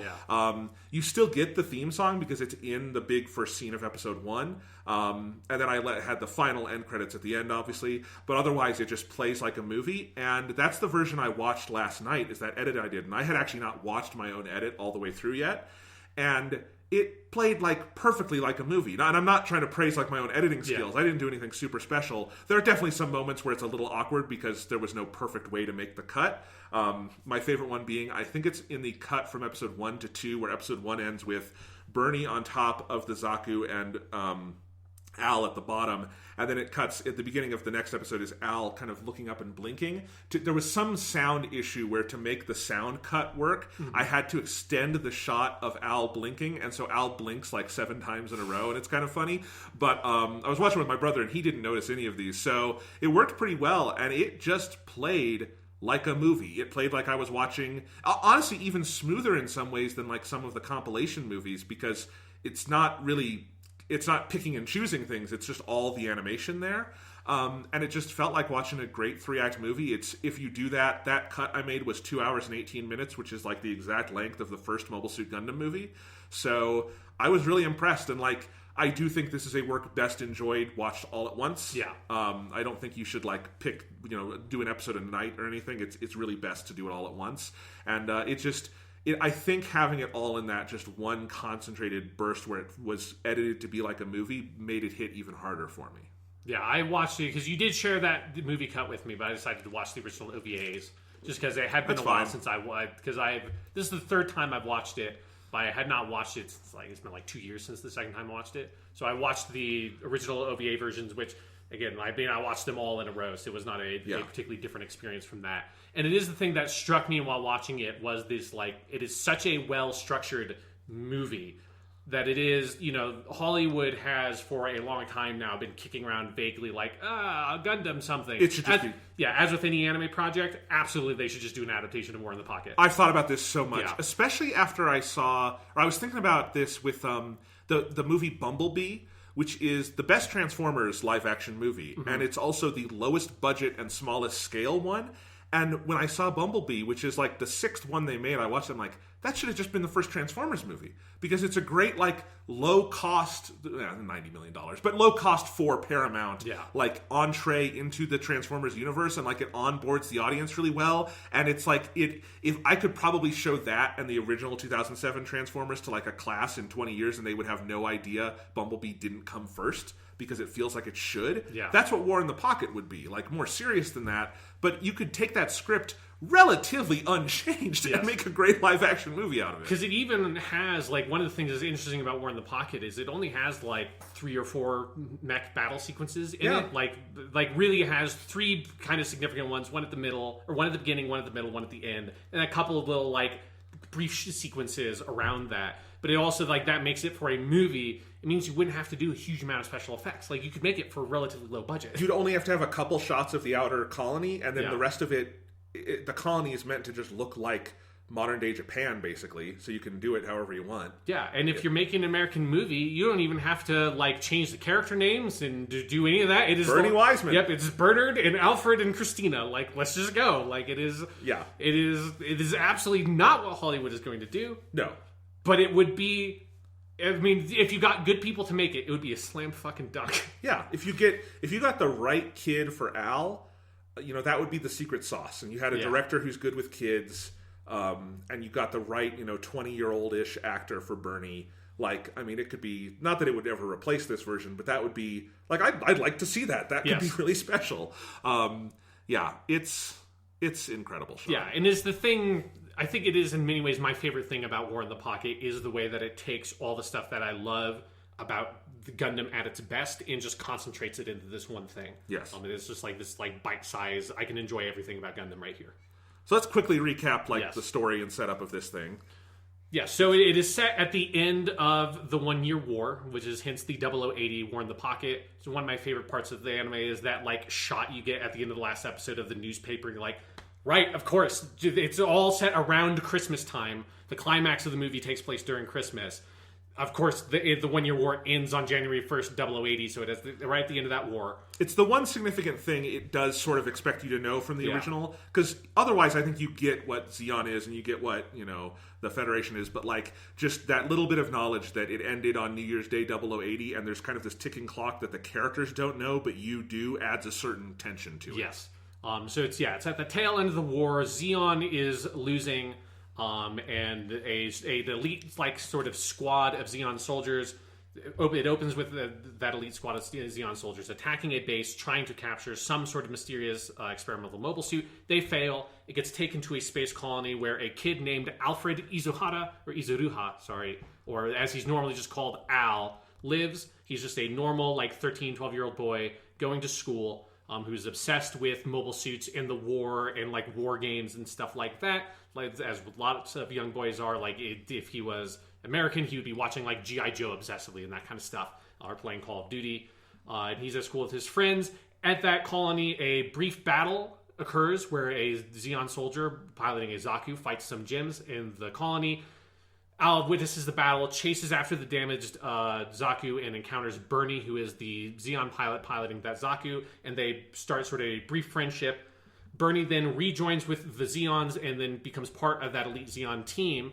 And at the same time, Al had, unbeknownst to him, recorded footage of that secret mobile suit project that they were trying to track on Earth, and it is a new Gundam type, is a Gundam NT1, the Alex, which is being developed by the Federation as a Gundam specifically made for new types, is specifically connected to the thing that happens near the end of Mobile Suit Gundam, where Amuro gets that upgrade of like the mobile or the magnetic hinges and shit on the Gundam. Magnetic coating. Yes, the magnetic coating that allows the Gundam to sort of keep up with Amuro's advanced abilities. So it kind of links up with that a little bit.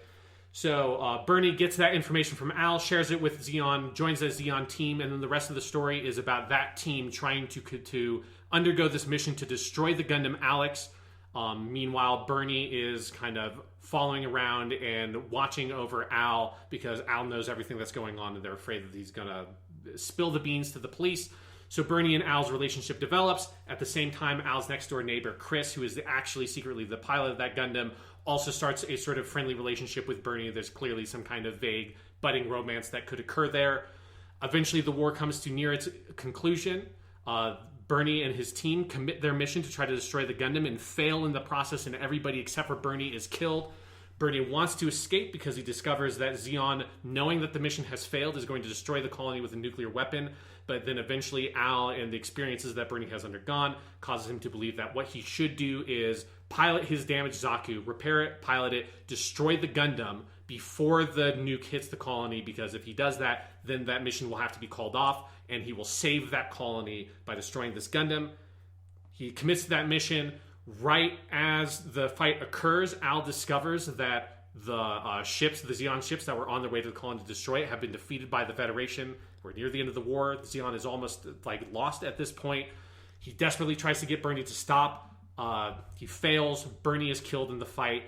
Al discovers that Chris is the pilot of the Gundam, and then you have a very somber conclusion where Al has come to discover the pain and loss and suffering that comes along with war, the tragedy and the futility of everything that has happened, as he is the only person who knows who Bernie was, the fact that he died trying to do something noble, and the fact that that noble thing he was trying to do ultimately came to naught and was for nothing because that nuclear weapon was never going to go off anyways. And that is 0080 War in the Pocket as the calendar year turns to Universal Century 0080. Very good summary. Thank you. And I feel emotional all over again because just getting the bare bones skeleton of that thing from you here, Sean, makes me remember all the feelings I felt watching this again last night.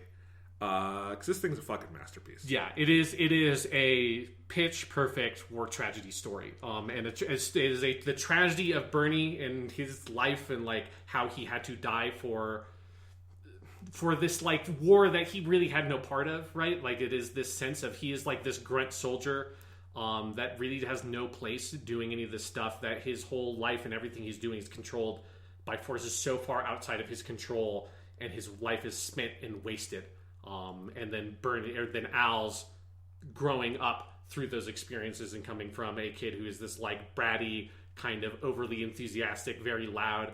I know them very well. 14-year-old boys who are just like obsessed with fighting and violence and warfare and all that kind of media and the glamour of war. And specifically it's attached, I think, cannily to sort of like the mobile suits. And there's a like, I think, kind of slight dig at the whole like mobile suit, like gunpla market and plastic model and all that, like the fetishization of the military technology involved, and him kind of, learning the lesson of Gundam, which is that while the robots may be cool, the robots are bad, and that war is bad, and it is okay to like them in a certain way, but one of the reasons why we like them is that they get us this feeling of what is happening to warfare and what is happening to us and the violence we commit as a people through the technology that we use. Absolutely. I think the canniest and smartest thing about the storytelling in War in the Pocket is what a masterclass in perspective-based storytelling it is. Because POV is everything to this it's not a movie, this OVA. Yeah.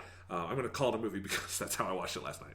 But, and I think POV is something we've invoked before, because I think it's something Gundam is extremely good at. Yeah. All over the place. I mean, that's like the original Gundam does a good job of like using the Amuro POV to throttle your exposure to the larger politics of that world. But what it's doing here is more thematic and perceptual, because the way War in the Pocket is framed is not just through the eyes of a child, kind of pithily, or in this kind of like shallow way I think a lot of stuff is, but in the sense of like the way it is directed and shown is you're seeing these events as if you were Al, and you had this kind of childlike fetishistic relationship to warfare where it is distant, it does not affect you directly, it is something you think is sort of cool because it's fed to you in games and media and toys and all of that stuff, and he gets to go on an adventure and he's very excited about that. And there is a specific dissonance the OVA is trying to play with you, of you as the adult viewer has an inherently different relationship to all this, especially if you've seen other pieces of Gundam. Yeah. And you know that what he is fetishizing is darker than that, but you are asked to be kind of swept along in that, where every step of the way, where like he brings the cops to Bernie's doorstep when he wants to meet Bernie, and he brings him to find the truck, and you see the other young guys like getting their weapons ready, and you know Al is way in over his head, but to him this is a fun adventure. Yeah. And every step of that along the way, there is that increasing dissonance until it truly breaks at the end. But I think the way the movie holds its cards until the moment it can't anymore is one of its great pieces of storytelling. Yeah. Where, like, I was watching last night and it struck me, the movie is absolutely structured to make you, in a way where you think that he and Bernie are going to win. Yeah. That is the kind of like setup it has. It has this big fun musical montage set to the theme song in the last episode where he and Bernie are getting all of the equipment. It is set up like other stories with child protagonists where at the end they overcome insurmountable odds.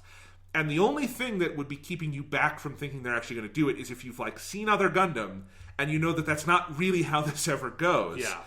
And when it comes home for Al, and first off, wait, Bernie isn't actually fighting anything because there is no nuke, and then seeing that battle and how brutal it is, and that it is not a glorified like Gundam battle, it is down and brutal, and like these are two pilots who are not really aces or anything. Yeah, and it's filmed in such a way that it's not the like, once the fight starts, you're only ever looking at the mobile suits. You get lots of cut-ins to the cockpits and the effects of the damage, not just on the suit, but on the people as well.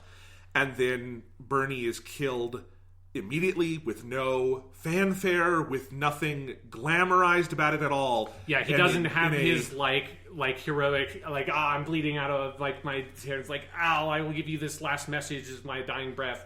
Like, he does leave a message, but he leaves like a last will and testament, not a heroic speech before he explodes and sacrifices himself. Vaporized. Yes. And it is so brutal. When He's turned into mincemeat, as one of the Fed soldiers describes him. When Al gets that brutal shock, you feel the ripcord pulled with him, and it is like Al's sense of awakening is simulated in the viewer to a degree that I've never felt another piece of media get it that perfectly. Yeah. Of like, as the adult, Gundam viewer, all of these things that Al isn't seeing, but because it does such a good job of putting you behind his eyes, that when the veil is ripped off and there's nothing else for him to see but the desolation, man, and I've seen this before. I know the story, and it finished and it goes to the credits, and I'm just like sitting there in silence, trying to hold back tears because it is such a powerful thing. Yeah, and it gets that sort of key piece of a tragedy that well-staged tragedies need, which is this feeling that this time it could be different. Yeah. Right? Like all the best tragedies, like if a Shakespeare play is well put on, the actors should be able to instill enough empathy in the audience, and the performance should be able to instill the empathy in the audience that they think, like, this time Macbeth will turn it around, right? Like, this time Hamlet will like decide to do his revenge earlier. This time Romeo and Juliet will realize what's wrong, or the like letter that the friar sends will make its way to Romeo. It is that kind of thing that, like, when it's done well, the best thing a tragedy can do is give you this feeling that this time you watch the story, the outcome is going to be different. And of course it's not, because it's what the story is. Yes, absolutely. So, where do you want to take it from here? Let's talk about Al a little bit more, because I want to talk about... I had no idea until I looked this up that Al is voiced by Daisuke Namikawa, who is a really well-known, very popular voice actor in modern anime. Probably best known to us on this podcast as the voice of Yu Narukami, the main protagonist of Persona 4 and the associated anime productions. He's the main dude from Black Lagoon, which is a really good action, kind of modern action anime that I really like him in that as well. Point being, he's in a lot of stuff. He's Captain Kidd in One Piece. There's always a One Piece connection. Yes, there's always a One Piece connection. I'm sure he's got some role in a Detective Conan. Yep, he also played Jiro Nihonmatsu in one episode of Detective Conan, because everybody has been in One Piece. Has been in Detective Conan. We'll talk about Detective Conan in a little bit, too. I also love that he is the official Japanese dub artist for Elijah Wood and Hayden Christensen, which is so perfect. Yes. Because Elijah Wood, as a kid, is who I would cast as Al in the American adaptation of this. Absolutely, yeah. If we could make the 90s American version of War in the Pocket, it would be Elijah Wood. But point being, like Daisuke Namikawa, a great voice actor, but there's, one weird thing about that is, was made in 1989, and Al is a kid. That's because Daisuke Namikawa was 12 years old when he voiced that character, which is so rare. Yes. I had no idea, especially because it's kind of also to the credit of the voice actresses who voice Al's two friends that are the normal thing you do in most voice acting situations with young boys, which is just have adult women play them. And it is puts it to stark relief how good lots of Japanese voice actresses are at doing the young boy voice, that it's hard to tell that there's a difference between a legitimate 12-year-old boy and an adult woman doing the voice. But yeah, that is not a woman playing Al. That is a young Daisuke Namikawa, and it is incredibly rare for a child protagonist of an anime to be voiced by a child. It's even rarer for that voice actor to then be become a legitimate successful voice actor. It's not that uncommon in a Ghibli production to have a child actor play the child, but usually that child actor doesn't become a massively successful they specifically kind of go after non-actors. Yes. But this was very much the first thing Namikawa did, if you look at his credits. Yeah. It's the earliest by 4 years. And then, he's still super successful today. That's a... Yeah, he's a name I know so well, and it just blew my mind. I had just never looked it up. I just assumed that Al was voiced by some woman. And it's no. And obviously you wouldn't be able to recognize it. It's a prepubescent Daisuke Namikawa. Yeah, he sounds completely different, obviously. But it is a special performance. Yeah, it is. It's the thing that, when I saw that, it clicked for me, because I'm oh, okay, no, yeah, it's a dude who is, a truly great voice actor giving this truly great performance as a child. And it is one of the things that if Al did not work as a character, War in the Pocket would not work as a story. Yeah. And Al works so well as a character because he is... it's one of the great kid characters I've seen in one of these pieces of fiction, where he is bratty and unlikable in the ways little kids can be bratty and unlikable, but he has this core where you want to follow him because you can tell, he's a good kid. Yeah, down. And they do the classic thing of his parents are divorced, but they play it in that just subtle enough way. The scene where he's meeting his dad, and the dad hands him an envelope and says, "Give that to your mother," and which is when they play their hand that there's something going on with his parents' relationship. It's oh fuck. Yeah, and moreover, it's just this sense of this kid who has no direction. He doesn't really it's not just that his parents are divorced; they're just kind of absent. They're there, they're taking care of him. But he's not. They're not that involved in his life or interests. He does not. It doesn't seem like he can go to them with problems. He's having problems in school. This movie just all through all 6 OVA episodes is so shot through with pathos to me. It is so rich in emotionality, and the scene where you have him with his dad and he's lying about his grades, which we learn later when he's in the principal's office, and you're hearing about all his grades, and we know Al's a smart kid. We know that's not reflective of his ability. But I just remember my heart breaking a little bit in that scene, in the way of just oh God, this poor kid, because he's just very kind of aimless. Yeah, and you also have a scene where he has a sort of grade conference with his teacher. That is one of those where I now read that scene very differently than I did the first time I watched it, where I'm normally you watch those scenes and you're this teacher's such an asshole. Give this kid a break. And then now I'm watching this God, kid, get your shit together, okay? Because that teacher has to do that with 50 other fucking kids that day. So it's come on, Al, put it together. Come on, you're increasing that teacher's work. It's this is not easy stuff. But well, yes, that's an interesting perspective, Sean. it is what it is. And I think that scene is actually like well done because I think it gives you that. It is not like the teacher, and none of the characters are caricaturized in that way where it's just like, here's like I think maybe the one is like the Xeon officer who decides to send the nuclear missile is like a little bit there, but generally speaking, everyone's like, this is someone who you see their like who they are and why they're doing what they're doing, and it's just like normal messy human relationships between everybody. The Xeon officer who is literally named Captain Killing. Yes, that dude who he's just like more of a like force of nature in a way, like he's the like embodiment of the like hateful Xeon war effort, more or less. Sort of pushing the conclusion. But yeah, it is such a well crafted character in Al, so completely, and the whole movie turns on that kind of circular storytelling thing of you open with him going to school and him just being this bratty kid who's, I mean, it's what the like opening animation sequence is all about and stuff. Him like messing with the one girl's like volume on her thing that she's listening to the lesson to on and all that. And then coming full circle to the end of the story of him standing, hearing the speech by the principal. That is another like very different perspective. Like the principal has put his heart and soul into having to craft this whole statement that he doesn't want to have to fucking do. None of these children give a shit, but the principal didn't do this. There would be no end of emails and bullshit and calls that the principal and all the teachers and staff would get. And Al is the only one there who actually understands what the principal is talking about because he has gone through this experience. It's great.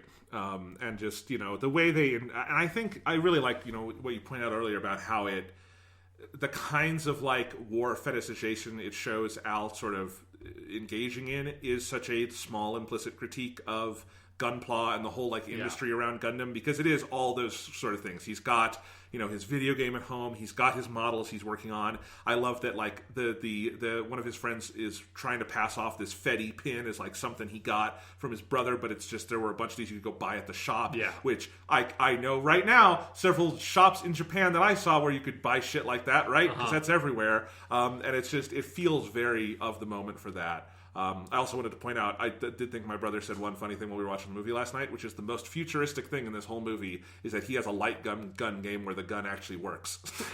Because that's what he's playing with. Yeah, they should have just had that in that scene. He gets frustrated that he can't win, and he's just shooting the light gun into a lamp. It's just like kidding everything. But yeah, so all that stuff's really good. Sticking on with some of the characters, let's talk about Bernie, played by Koji Sujitani, who has had like a decent career, but is not like the biggest in the world. He did play a character I really liked in Yu Yu Hakusho, which is Itsuki, who's like near the end of that show.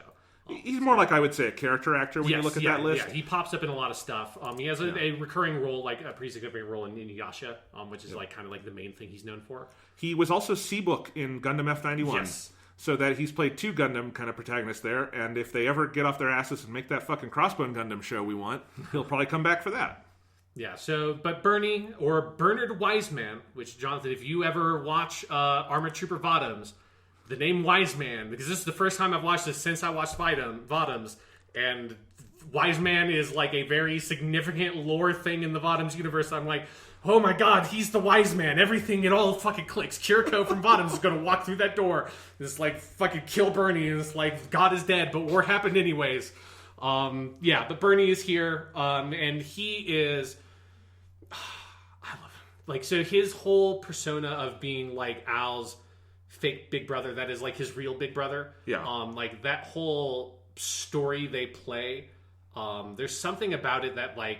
That moment that they walk away from Chris, the first time that they come up with this whole narrative that like Bernie is his older brother from like a previous marriage and all this stuff, and it's a secret. And then Bernie picks Al up on his shoulders and puts him on his shoulders and says Hashin, or like, which is launching, like is the thing Bright Noah says every single episode of Gundam until the end of time, and he runs off into the distance. And this like really authentic feeling connection, this truly brotherly relationship that he builds up with Al. It is so subtly crafted how like that turn happens before you even see it. It is such a well crafted thing, and for a character who Bernie is like the protagonist of the show in the sense of he's the one who does like the fighting. He's like the mobile suit quote unquote ace of the show. he's just a grunt. And this is the first time, obviously Gundam has done this since then, but this is the first time that someone who's not like a new type, someone who's not special, someone who's not like the Gundam boy is the main featured pilot of a Gundam show. This is the first time the series had ever done that. And the effect it has on the overall tone of this sense of like hopelessness at this feeling that Bernie doesn't have the power to change anything. Like the Gundam boys typically don't really have the power to change things, but there's that spark of hope that they have of their new typeness that like maybe this time, but even still thing that Banaji has from Unicorn Gundam, maybe this time they can get something to change. There's never this feeling, really. No matter what, like Bernie like tries to express to Al, and I think Al has this legitimate belief in Bernie, that Bernie's actually going to be able to affect some sort of massive change through what he does, and that is such a powerful feeling for this franchise that this is the first time they've done it, and they've never done it as well as they do it here. Yeah, it's also the first time in Gundam, and frankly one of the only times where you have a significant Zeon perspective. Yes. Certainly the first time I would say Thunderbolt is the other major one where you're primarily with Zeon soldiers. But it's fascinating. I think one of the things I really noticed with Bernie last night, watching this for a second time, is that he's a kid too. Yes. And he's not as much of a kid as Al. He has seen people die. He has fought in a war. All of that. He is not as naive. But he still has naivete to him. Yeah, he is not the grizzled veteran. You know, there's that great scene where he first becomes a part of the special squad, and he walks in and he's all like clean with his nice hair and everything, and it's just these like 3 or 4 dudes who are like ranging from like 30 years old to like maybe 50, and they're just like, you can just like smell that room as he walks into it because they have been through the shit so much they don't give a fuck. Yeah. And it is like the difference between someone who has like made their career being a soldier and someone like Bernie who's like a kid that kind of stumbled into it somehow. Yes. And he is a kid. He is, he obviously does not believe in his own skills nearly as much as Al does. Yeah. But there are moments where that comes, where Al's childlike belief in things touches him in a way it wouldn't those old grizzled guys. Yeah. Like when Al convinces him they're scoping out where is this Federation base going to be.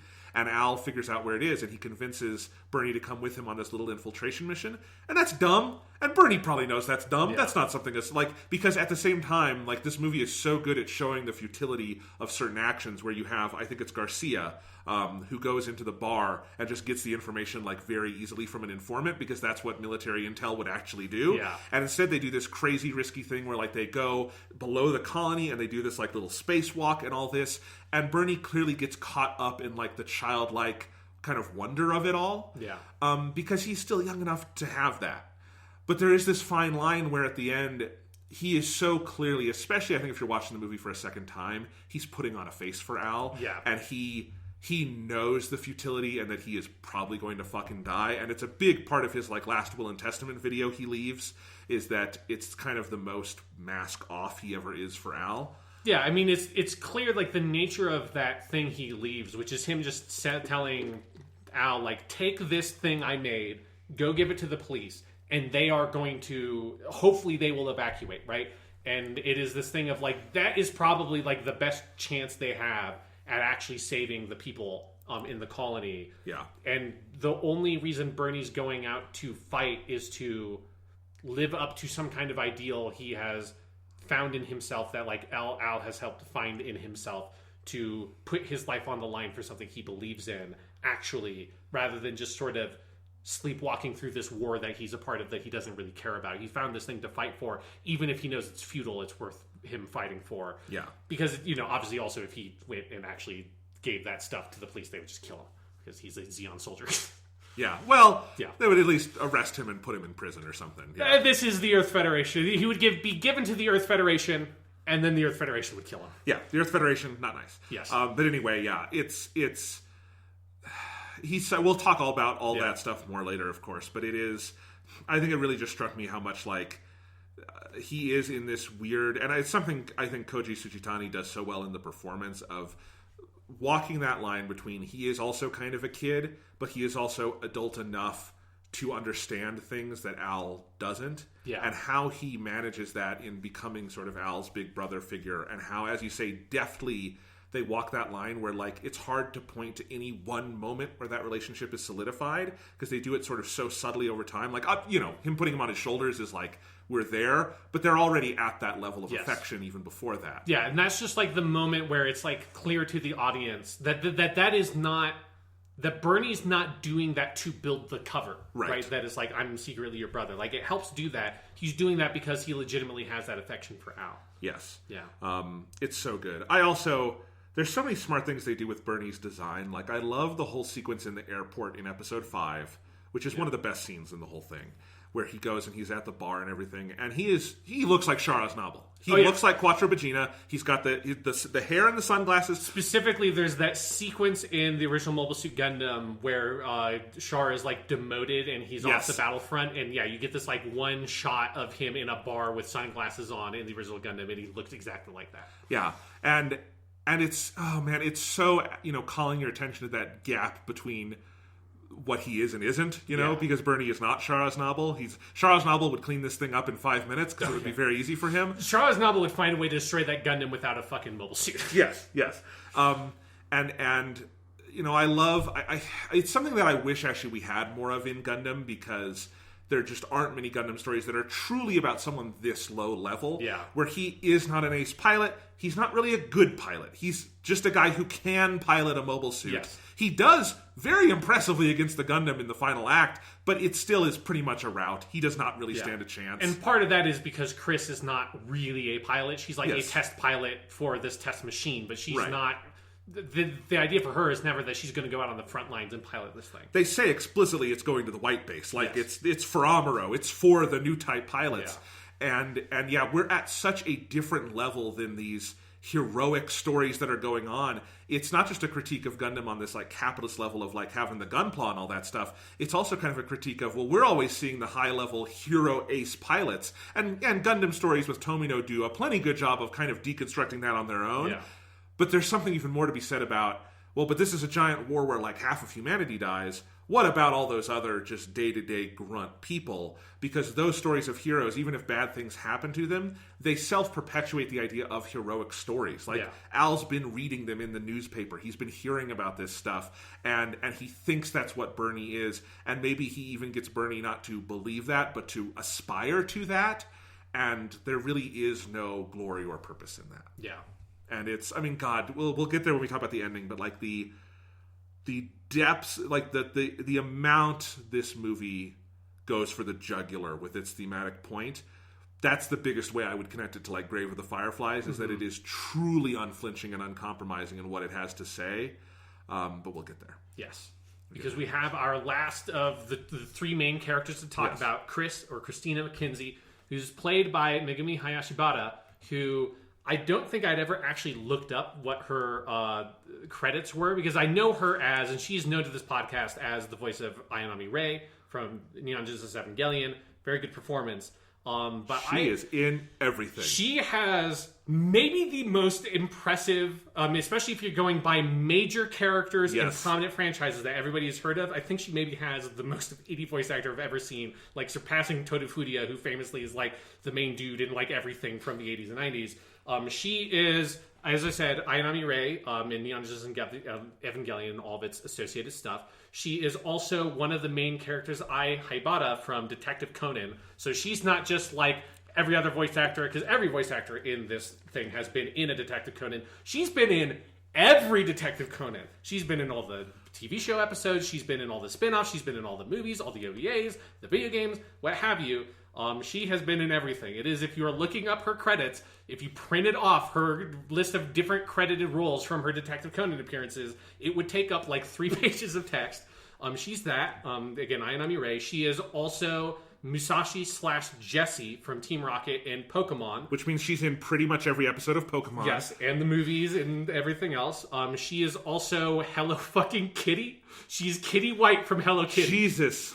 She's the female Ranma in Ranma 1/2. Yes, and she's the female Ranma 1/2. She's Faye Valentine in Cowboy Bebop. Mm-hmm. She, her One Piece role is not a series regular, but she is Rebecca from the Dressrosa arc, which means for those like 120 episodes, she was a series regular, so that's not a small one. And she is also Genkai, basically the Master Roshi of Yu Yu Hakusho. She has like a major or starring role in so much stuff, and she's only 53. Yes.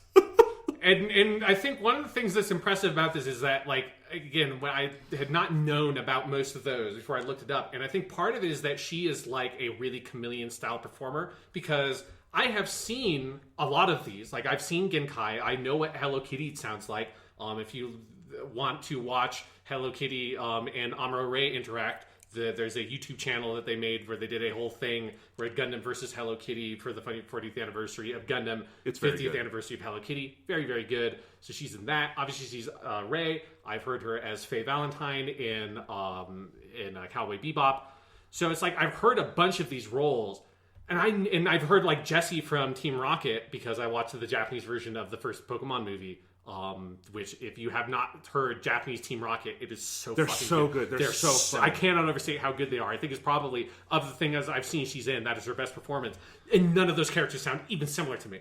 I would have thought all those characters were different people. So that, and again, also Christina from War in the Pocket would not have ever picked that out, as that's the same voice actress who plays Rey, which I've seen some Eva stuff only a couple months ago when we did that podcast. So holy shit, Megumi Hayashibara. Holy shit. Like, there's just, I had no idea. But oh my god. And you know, Chris, of these three characters, of the three main characters, is definitely like the one that the show gives you the least amount on. But she is a really well-drawn, well-realized character. And I particularly like with Chris in War in the Pocket, the like domestic scenes you get with her, of her just like wearing like pajama pants and a hoodie that is too big, with her hair braided, hanging out with her parents. Like, all those things we see of her, which is like, it reminds you that anime just doesn't often get to see women be like normal at home. You know, she's not like doing the whole military thing. She's not this like exceptional super person. It doesn't like sexualize her in any way. You're not like stumbling on her and taking a shower or anything like that, weird like that. She's just like at home wearing totally unflattering normal clothes because she's just hanging out, and it grounds her so much in the way that like War in the Pocket needs everything to feel grounded in a tangible reality. Absolutely. And you know, she is also sort of a pseudo big sister to Al. And I have to tell you, when I first saw War in the Pocket, I'm curious to hear your thoughts on this.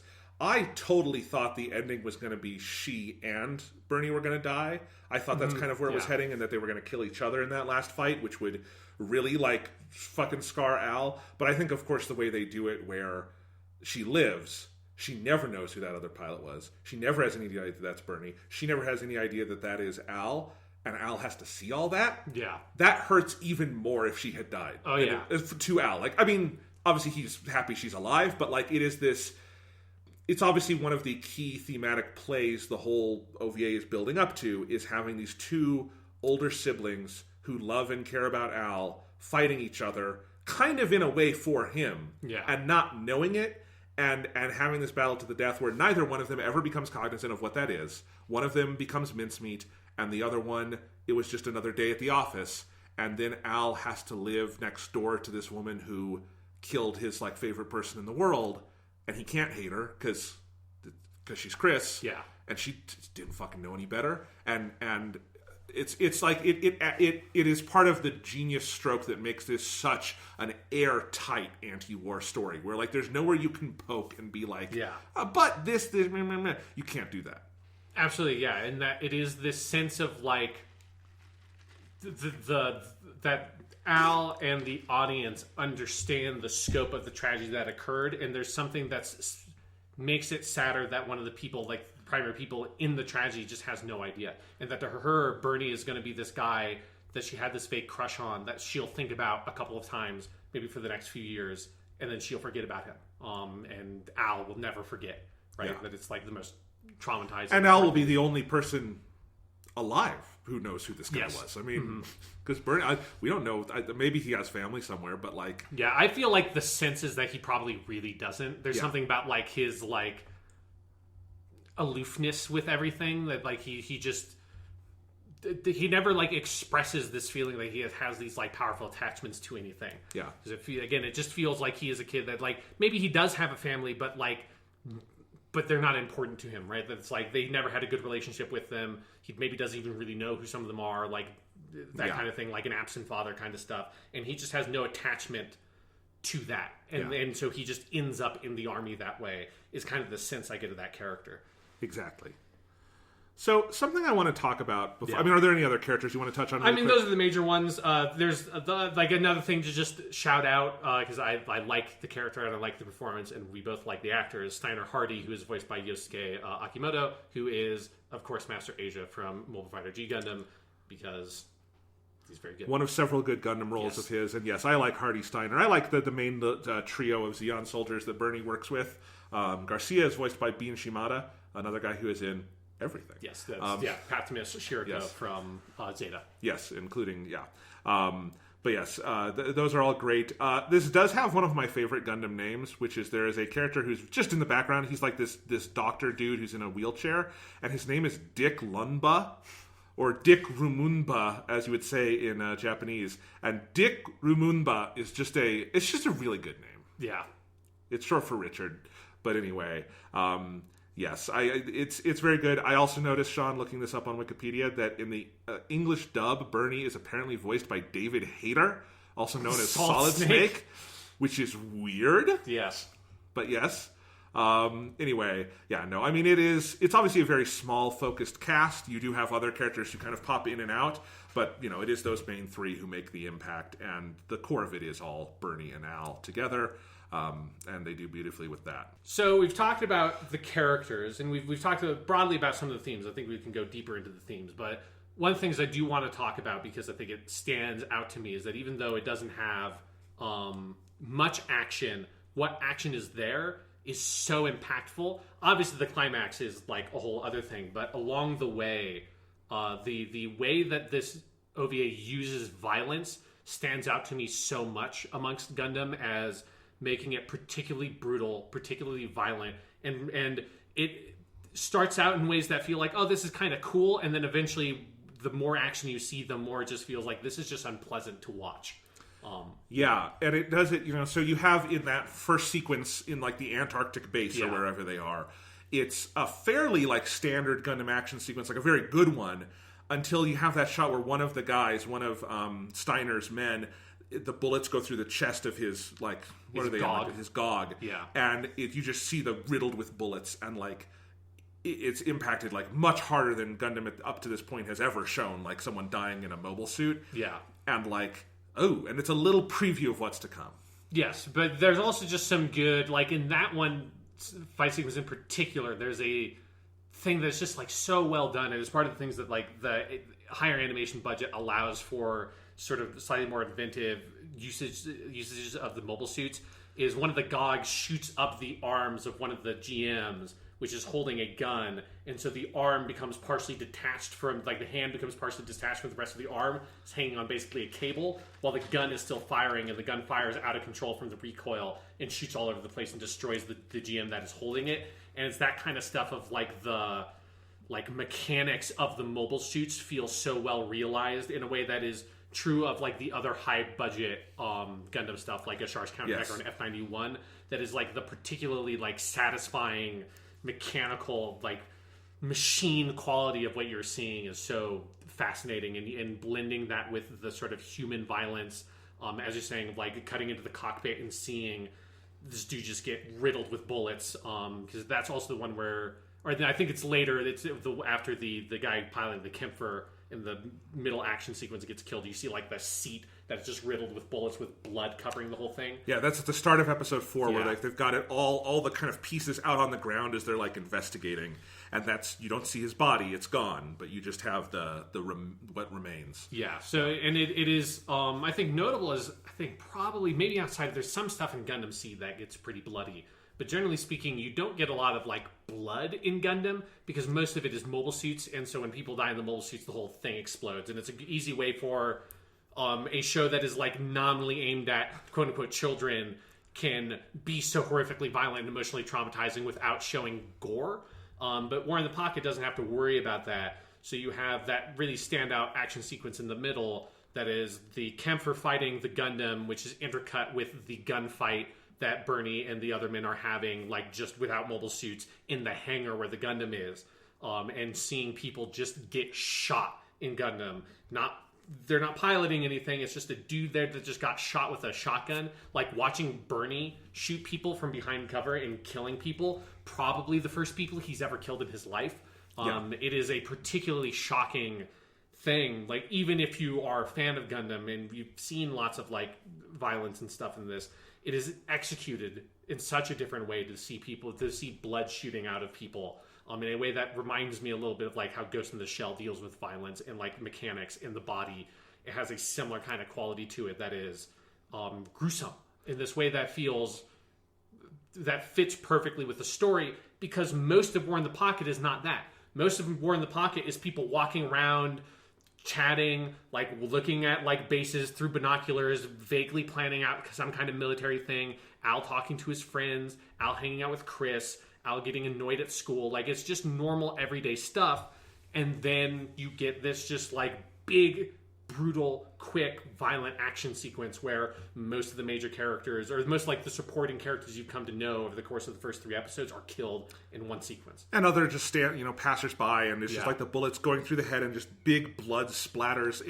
And I remember that it was in there, but when it happened, it was just surprising. Yeah. Because, the only other Gundam I would say that does anything, it's actually even more violent than this, is Thunderbolt. Particularly in the manga. The movies, the animation tones it down a bit, as animation typically does. The manga is extremely bloody. Yeah. But that's also, like, the whole point of that is that we're in, like, the worst war zone of the entire war. And this is, just a couple brief outbursts of violence, but they are so non-glamorized, brutal, also quick. Like, it doesn't linger on anything. Yeah. It's boom, boom, and it's very matter of fact in a way that, anime violence, for good reason, often is not. Yeah, and it is so effective at delivering this feeling of having the violence and not making it something that you are, like, enjoying, which I think is a hard line to cross. That is, like, the thing that, like, when we're talking about this idea of the anti-war story that you can't poke holes in, that's, like, one of the things that we're talking about, that there is, because this is something that, like, I recently had to deal with when I taught All Quiet on the Western Front. I think I maybe told this story on another Weekly Suit Gundam, where part of the way I addressed that novel, which is a World War I novel, that is a very much a war is bad novel, but is also, in some ways, some people, like, could glamorize it, even though I have a hard time seeing it. But there are people who use that to create this, like, image of, like, the soldier life and stuff like that, because that novel is very much about the day in, day out of being a soldier on the front lines of World War One. And so we looked at that book, we looked at some different war poetry, and then we looked at, like, marketing for, like, the U.S. Marines. We watched a trailer for Battlefield 1, that kind of stuff, and I created a chart that was a war is bad, war is rad spectrum, that on the one end, war is rad was the, like, military advertisements, the Battlefield 1, like, that kind of, like, war is just a thing that happens that is cool, and, like, Transformers is a good example where it's like, explosions, and are there politics involved? Are there people who die that shouldn't? War is cool, and look at all the helicopters flying and all that kind of stuff. And then the war is bad is your, like, Schindler's Lists of the world that are, like, it's really hard to watch that movie and not have this feeling of, like, everything that is happening is just a horrendous tragedy in a way that, like, nobody can comprehend, and we must learn from these lessons and make sure they never happen again. And war media usually is in the middle of that spectrum. Like, it's very hard, and Gundam is part of this, right? Like, the original Mobile Suit Gundam and, like, those Tomino shows are not, like, immune to this feeling of, they are powerful critiques of war and how we think about war, what they do to people, how we think about war and, like, men becoming soldiers, all that kind of stuff. And at the same time, it creates this booming market where everybody fetishizes the military uniforms and the Gundams and the machines and stuff. And look, I have, like, 5 fucking Gunpla. I'm building my Turn A Gundam 1. Like, I'm not saying that you have to, like never, like, engage with the merchandising and the capitalism around Gundam to be a good person or something like that. But it's something you, like, have to think about and engage with. It's part of, like, the art of Gundam is dealing with, and, like, the text of Gundam is dealing with these contradictions, and the text of any war fiction is dealing with those contradictions. And War in the Pocket is a rare one where it is very, partially because I think it is specifically aiming at that contradiction, it mostly manages to avoid that feeling. It's the only Gundam series I've ever seen where you don't ever want to see the mobile suits fight. Yes. In fact, you don't really want to ever see them broken out. Yeah, but you're like desperately wishing for Bernie not to get into that fucking Zaku at the end. Yes. But at the same time, the thing that makes POV so important is you also are behind Al's eyes and reminded of eyes you've been behind as a viewer in other scenarios where you do want that. And it is forcing you to reconcile that. Have you seen the original 1930 All Quiet on the Western Front movie? Yes. Yeah. It's kind of neither here nor there, but when you mention that, that's just a great comparison, because that's one of the other...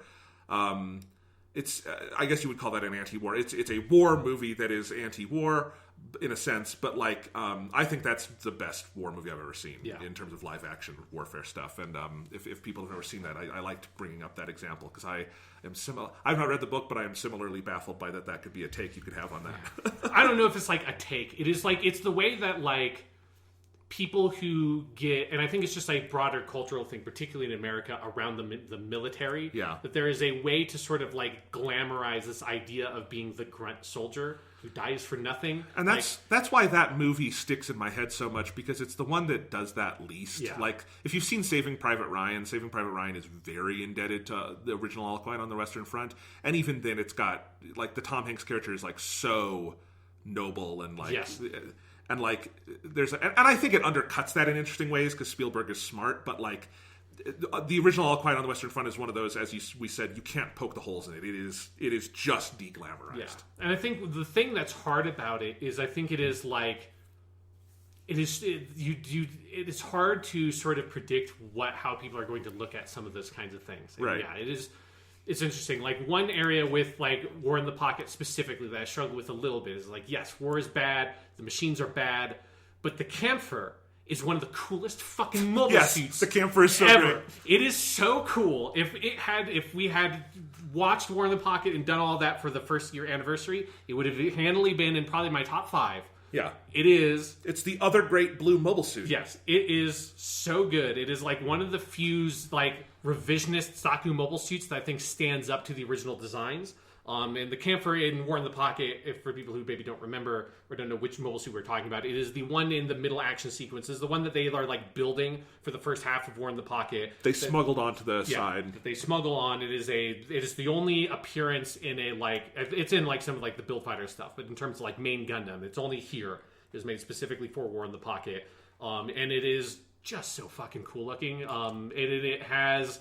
You know, it's got like the rocket-propelled grenade things it has on the side that it shoots. It's got a fucking mobile suit shotgun. It's got the big cannons on the back. And this is the thing I talk about with that it is like that you have to sort of engage with this, is that there is just this like raw satisfaction with the elegance of the design of the mobile suits and the just sense of like power that it has that is just like so fun. Like, it's just cool.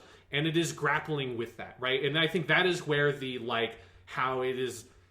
I think it is impossible to make the 100% war is bad. Like, that was part of, like, the point of, like, what we did with my class. Was, like, it is impossible to make the 100% war is bad because there's always going to be the one thing that someone can zero in on and they block out everything else. And there's this, like, image of nobility and power and authority that people can find in war, no matter how it is depicted, that people will find in whatever it is. And that does not mean that the thing is bad. This is not me saying that, like, and that means that War in the Pocket is a 9.9 out of 10 instead of a 10 out of 10 Gundam.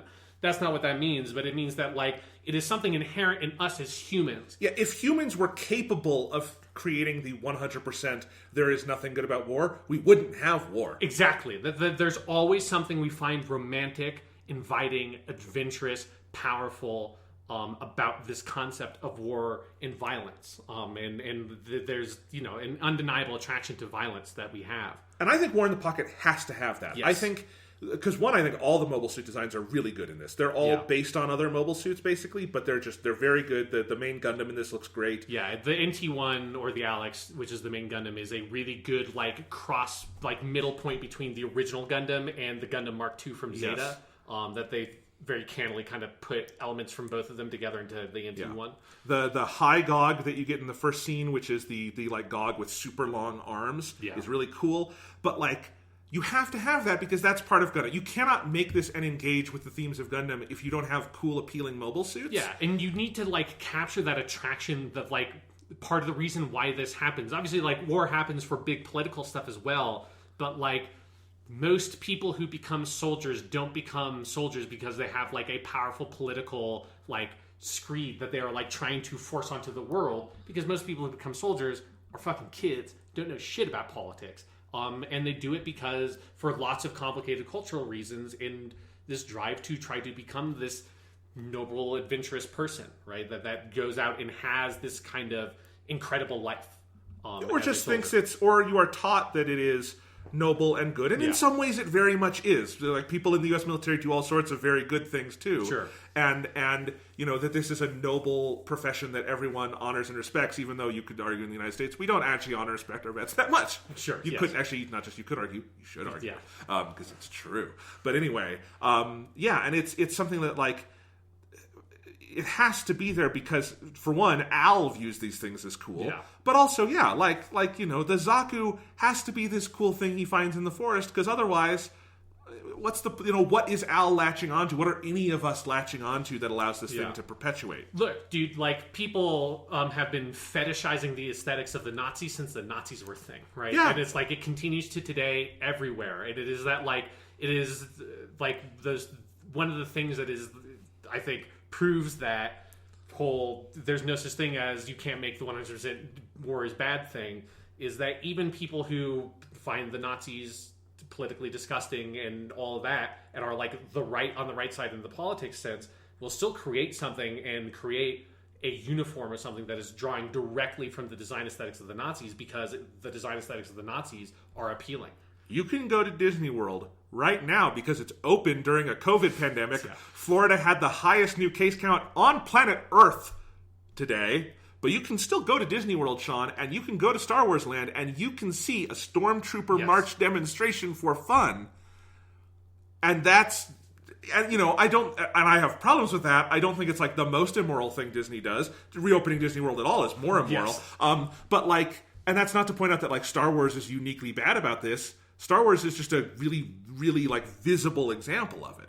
Yeah, but it is that thing at the heart of all these stories that I think what makes War in the Pocket effective is that it feels conscious of all of those things, right? And what is troubling about some media is when they are not aware that dynamic exists. And War in the Pocket is not unique in Gundam that way. I think we probably had a similar conversation when we did the first Gundam, that Gundam also is engaging directly with this, like, tension between we're selling the toys and these mobile suits are cool, and all of this is traumatizing to all these characters that we like, and it is navigating that tension and that hypocrisy that it makes Gundam and similar media really powerful.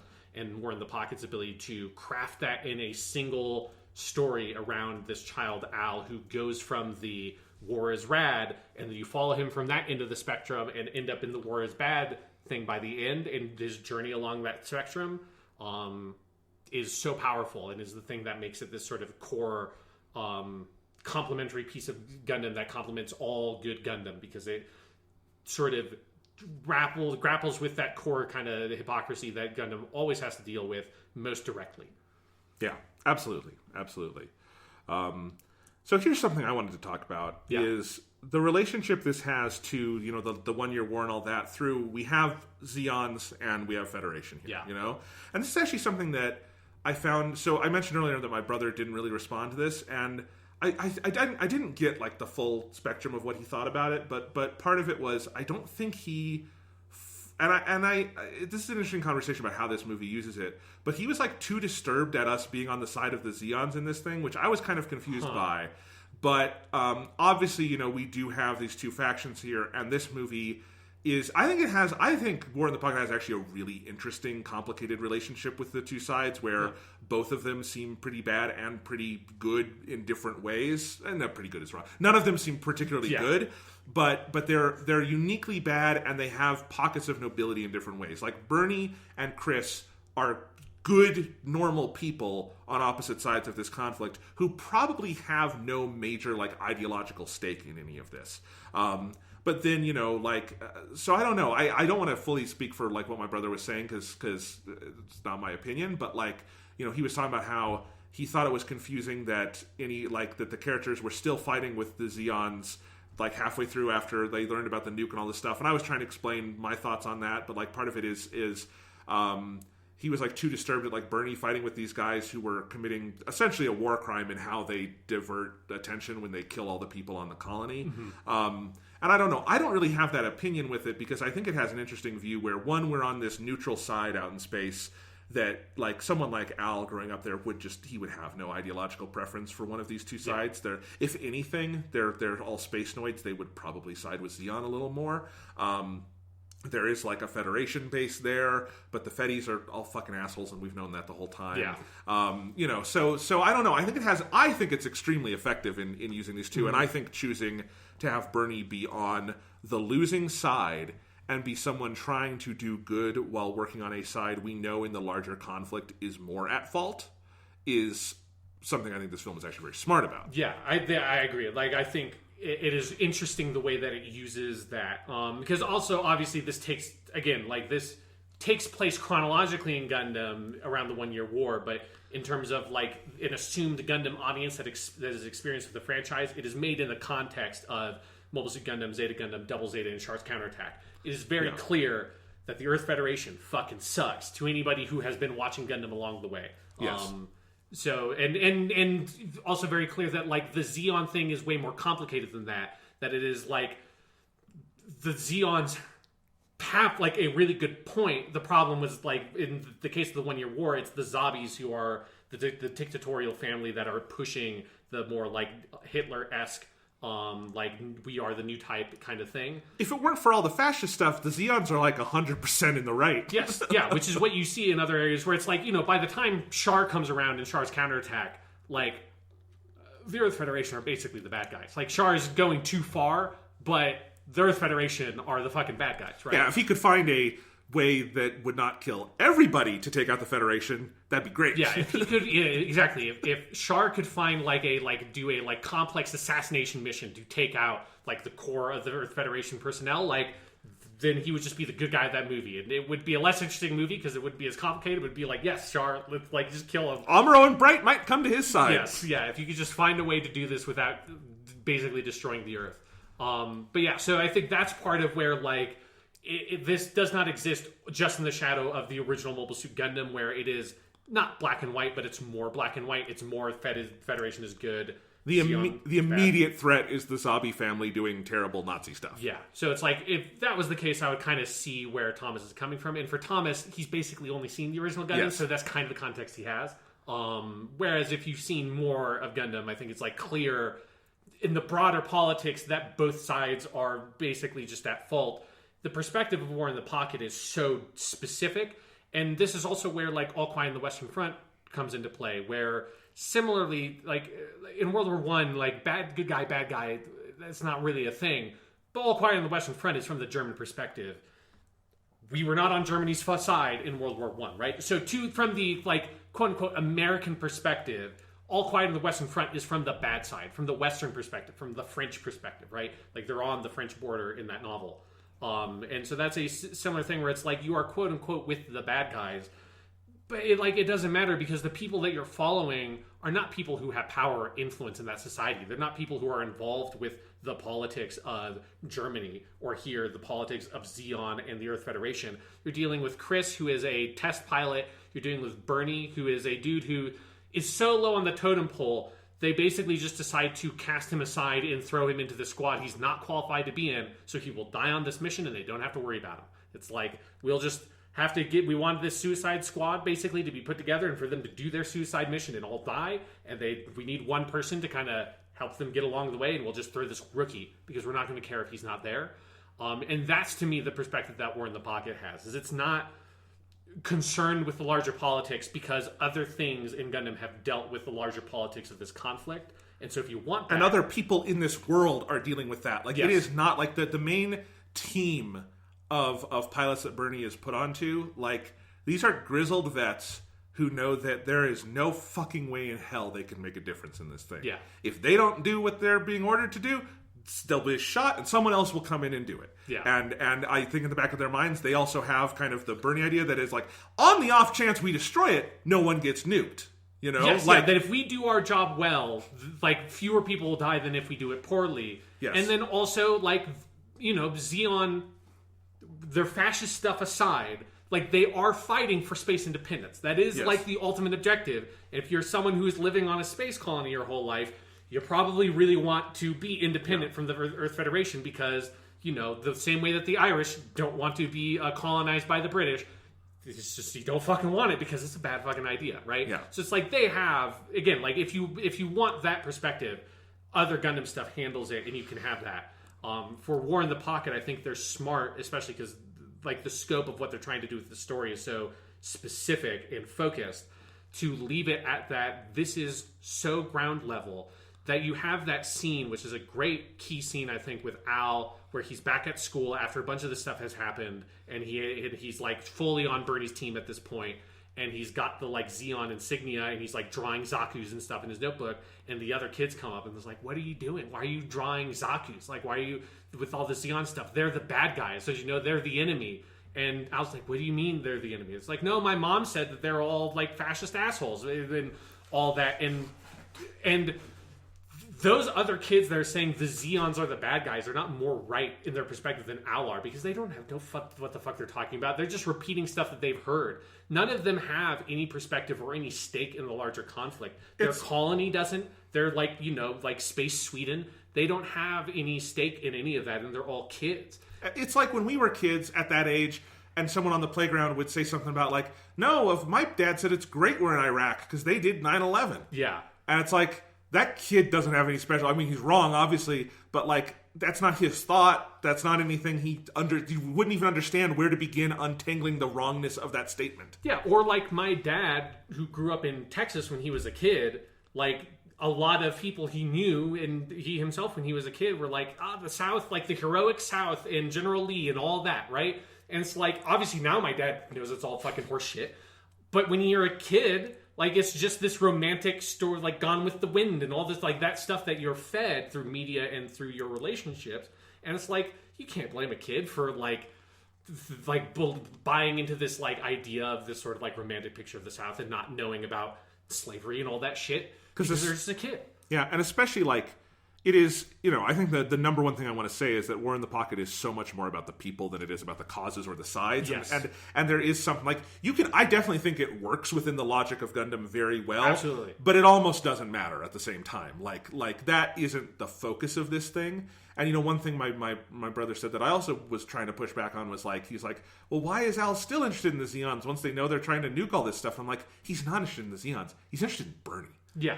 Bernie's this kid cool because Bernie's cool and he's nice to him and he pays attention to him and he's like genuinely interested in like Al's life and helping him in these things, and he idolizes this guy, and by extension he has this like warmth for Xeon, but because that he doesn't care that the pin he has on his hat is the Xeon pin. He cares that Bernie gave it to him. Yes, yeah. And he's interested in like the aesthetics of these things that are associated with Xeon because Bernie is associated with Xeon.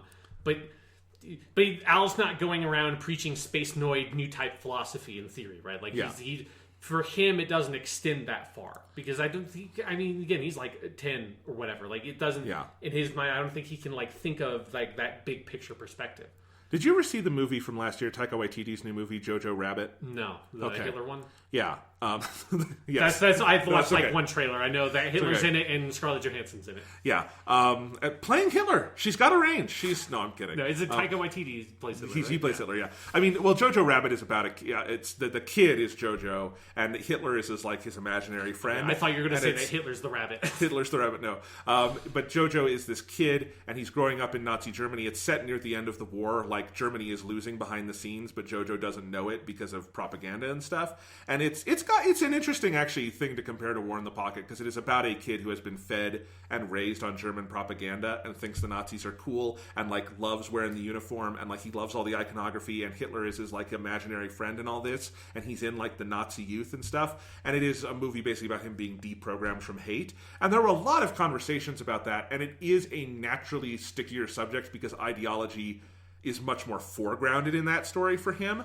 But and it's also, like a real world yes. thing. It's not like, here's like something that is vaguely Nazi-esque in Zeon, but they're not literally Nazis. Yeah, but I think something interesting that movie does is also about like how ideology doesn't actually become ideology until you're exposed to like the impact of those ideas. Yeah. If you are just a kid raised and you think you've never met a Jewish person, or you've never like left your hometown and you've only heard the German side of all this stuff, like of course he would have those views, and I think it's actually a really interesting thing that movie does in trying to take that idea on. But it is just naturally stickier than something like this, where I think again that I like, you know, the most he would be exposed to like Al in this would be maybe he's seen a Sieg Zeon scene on TV, and even then maybe not, you know. And because again, he's also, I think it's important that he is in this neutral colony that is mostly untouched by the war by the time the story starts. Yeah, there's also something about that privilege of being away from a war when it's happening that the story is about. Yeah, but it comes home in quite a strong way. Do we want to talk about the climax of this thing? Yeah, let's go ahead, because it is such a, again, it moves at such a good, not too fast, not too slow kind of pace in unfurling the story and getting to this complicated point where they've got this special Gundam. Zeon, it's really just this one crazy Zeon officer who decides, fuck it, let's nuke a colony. Because again, they're at the end of this thing, so fuck it, what do we have to lose? Let's nuke a colony. Because I also, there's just like that good moment where he's just like, and now I shall be like the ruler of Granada. And it's like, War in the Pocket very rarely ever like does direct references to larger Gundam things, but like the idea of, he's like, it's right at the end of the war. He's like trying to like stake out his little plot of land, and we've been to the moon and all that in the original Gundam. It's like, oh, that's a cool little. Isn't Granada where Caecilia rules from? That she leaves from there to go to Albaoku. Yes. Yeah. So it would have been, if you think about the timeline, that would probably be around the time of the fall of Solomon. So Caecilia would have just been leaving from Granada, and so that he's like, now this is going to be my base. Right. And he's like, there's this great terrible logic that he uses of like, Side 6 never signed the Antarctic Treaty. Fuck them. Yeah, so we could just blow them up with nukes. Which is not really how treaties work, because it's more about you're not supposed to use the nukes. Yes, it's not like if there's like a new nation gets founded and it's like they never signed any like human rights conventions, it doesn't mean you can go there and like enslave their people. Yes. Exactly, but anyway, so also Maccabee already tried to use nukes in the Odessa days, so it's like they've already broken the treaty. Yes, and the Gundam just cut them right in half along the dotted line. It was great. Anywho, but yeah, so they're he's planning to nuke the colony. Bernie is going to do this thing, and I think part of because what it's getting into at this point is the whole futility of this entire fucking operation. Because I think one thing, especially on repeated viewing, you're supposed to see is that colony's never actually getting nuked. Like, for one, Bernie also, I think, kind of knows this, because his thing is fairly foolproof of, like, either he's going to die fighting this thing, and that video is going to go out, and he's a Zeon soldier, and people are going to hear this, and hopefully they get out of there in time and all that stuff, and this gets to the Federation, or he, by some miracle, will actually do this. But also there's the larger understanding of, like, Zeon can't just unilaterally do whatever they want with no military intervention while their entire government is falling apart, right? Yeah, and it's also just the, like, if you did destroy the Gundam, would they not just nuke the colony? Like, no, that dude would still just nuke the fucking colony, clearly. Yeah, there is this whole kind of multiple layers of naivete going on there, right? Yeah. But it is about, and I think that scene in the airport with Bernie is so crucial, because I love that he doesn't say a word. He orders his whiskey soda.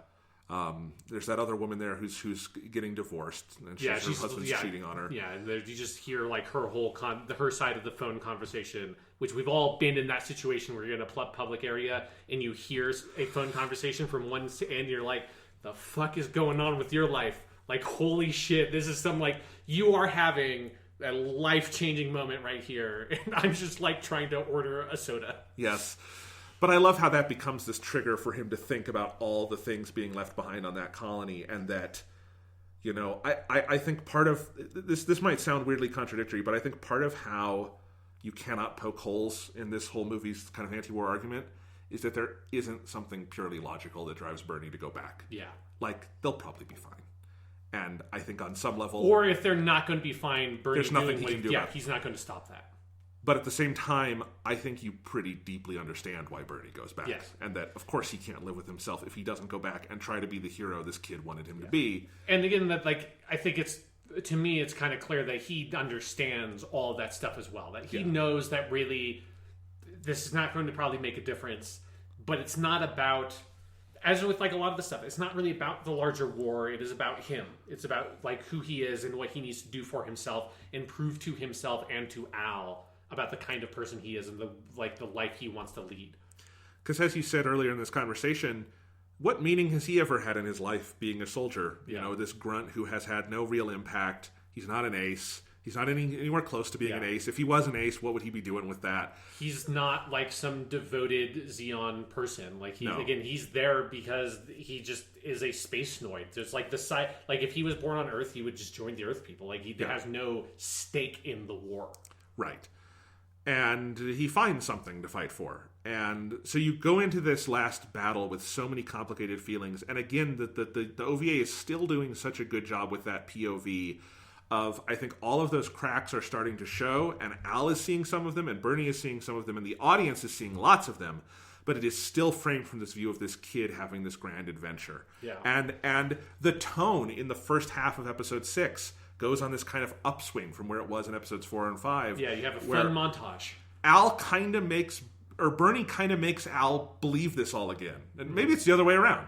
Maybe it's both. Like they steal the truck together and they have the fun montage, and he comes up with a pretty clever plan, all things considered, given what he's got to work with. Yeah. But they get the Zaku working. And then, when the hammer starts to come down, it is so subtle of Al being on the train with his mom and dad, and his dad saying, "Oh, I heard they captured this ship with a nuke out in space. Everyone was talking about it. Isn't that crazy?" And Al going like, shit. And that initial moment of, this might all be futile, which, again, I think is a growing realization, but it just hits in this one moment. And then the desperation of that last half of that episode is just the most kick to the balls of the heart thing I've ever seen. Yeah, and it's another place where like the violence comes in, where both Bernie and Chris basically like land blows near the cockpit on each other's mobile suits, and both of them are physically injured and like bleeding from the arm or bleeding from the forehead while they're still trying to pilot. And it is that sense of like desperation, because it's also neither of them are actually well equipped for the fight. So Bernie has not managed to get like a ranged weapon. He's got some cracker grenades that he's like triggered up as landmines basically, and he's got his fucking Heat Hawk axe. And then Chris has got a little bit of ammo in the Gatling gun that she just wastes right away, and then she's got the beam saber, and that's it. So it is this like melee, dirty fucking fight in the middle of the woods. And the way it is all framed is one of the best versions of the little kids seeing big monsters or robots fight I've ever seen. Like, and there are Godzilla movies that do that very well, and there are some Transformers movies do it fucking horribly, but plenty of like mech anime and movies I've seen do it okay in different places. But it is like, it's so, on one level, it is like so clear, like the action is never confusing and it's very well framed, but it is also, you are just always 100% cognizant of watching this from the perspective of this little kid for whom, and even if you were an adult, this is just huge monstrous thing going on. Yeah, I mean, they borrow some like cinematic language from kaiju movies in a couple of places. Most directly, when the camphor first appears, it is a shot where it comes up like from behind these buildings, and then you have this like cut to like close up on this woman's face as she screams, and then it pulls out, and then reverse shot to the camphor as it's walking over the building. Which is just like, that is a kaiju movie shot, like beat for beat. And maybe the best shot in the whole thing is a screen cap I'm using for our episode art this week, which is Al running towards the two mobile suits while they're preparing for their final blows, which is what the beam saber will go through Bernie's cockpit and probably burn him to bits. And Al is running towards, and it's just this big frame of all of it in the frame together. It's really masterful, and that sense of like helplessness. And that, you know, God, it is the amount of, as I said, this movie has, or this OVA has, like, it's not holding anything back. In the big final action sequence doesn't start until it is well established that it is futile. You know, and there is no world in which what happens is going to matter to anyone more than Al. Yeah. You know, and that makes it so fucking harrowing at the end. Yeah, and then Bernie is killed. I mean, he's not just killed. Like, as you said, his cockpit was run through with the beam saber, and then the Zaku fucking explodes. And there's, like, I think no more chilling line of dialogue than the, like, random Federation dude who's, like, talking to his buddy and is like, do you see the other pilot? Yeah, he looked like mincemeat. Is basically what he literally says. It's like, oh, that's not a good mental image. And just, like, Al is full-on shell-shocked. It's basically just he's in the midst of, like, a PTSD, in-the-moment flash. Yeah. Just he's broken. They cannot get his attention. All this conversation is going on around him. And you feel the weight of, like, this entire understanding of the world detonating. Yeah. And that's what the whole purpose of this thing is. Like with the example you gave with your students of the war is bad to war is rad scale of Al. He'd been, you know, maybe teetering during the course of this movie off of the war is rad in some ways, but that complete pendulum swing where it is hammered home for him and hammered home in a lot of ways for the viewer, man, it's just one of the most powerful things I've ever seen in visual narrative fiction, let alone Gundam. It is just so meticulously set up. And again, it is just like that. It's something that made me think about watching it last night. It's very rare you get something that feels like it is a proper tragedy in modern storytelling. Yeah. You get, like, tragic elements, but typically I think part of this is, like, the franchisification of everything demands that there cannot be, like, true death in most fiction. You just, like, can't do it because you ruin your potential to make a sequel. So when you get something like this, or for me in recent memory, the other major thing that does this for me is Nier Automata, that is, like, not just doing traditional tragedy, but, like, trying to evolve tragic forms. It is so effective. And it's just, like, this thing of, like, man, more storytellers should be engaging in this genre, because, like, I don't agree with Aristotle in everything that he said, but the dude had a fucking point with his poetics and talking about tragedy in the, like, ways that you can sort of erupt empathy and pity in an audience, and it being a truly powerful narrative experience. And we just so rarely get something like that goes full bore with it, and the way that War in the Pocket is full fucking bore with it. Like, Romeo and Juliet is a really good comparison in that high, like, just perfectly calibrated tragedy of Romeo doesn't know Juliet is faking it when that sounded wrong. It's a very different Romeo and Juliet. Yeah, Romeo does not know Juliet is not actually dead when he goes and takes the poison. And every time, as you say, if it's well done, you want Juliet to, like, wake up, or Romeo to suddenly get the letter, or be like, something's fishy here, because he dies for nothing, and then she dies for nothing, and then that's it. And I guess the families make nice and good for them, but who fucking cares at that point, right? Because they've lost the most important thing. And that's what War in the Pocket gets on, is like, Bernie's going into that fight, and it is futile, but it is meaningful to him, and it is erupting empathy, as you say. Yeah. Like, it is the pathos are overwhelming at that point. And because it involves a good dash of human illogic, you know, that no, you cannot paint everything they're doing onto, like, a Vulcan logical field, because it's not. It's messy and human and emotional. I mean, that's the tragic flaw component, right, of Bernie's character arc. It is the thing of where it's like, because a good tragic flaw is one where it's like you recognize it's like Bernie clearly should have just got on that fucking plane. Everything logically tells you, the audience, and tells Bernie that you should get on that plane, but a good tragic flaw is one that, like, the audience can't help but sympathize with and, like, want to go with that character. Yeah.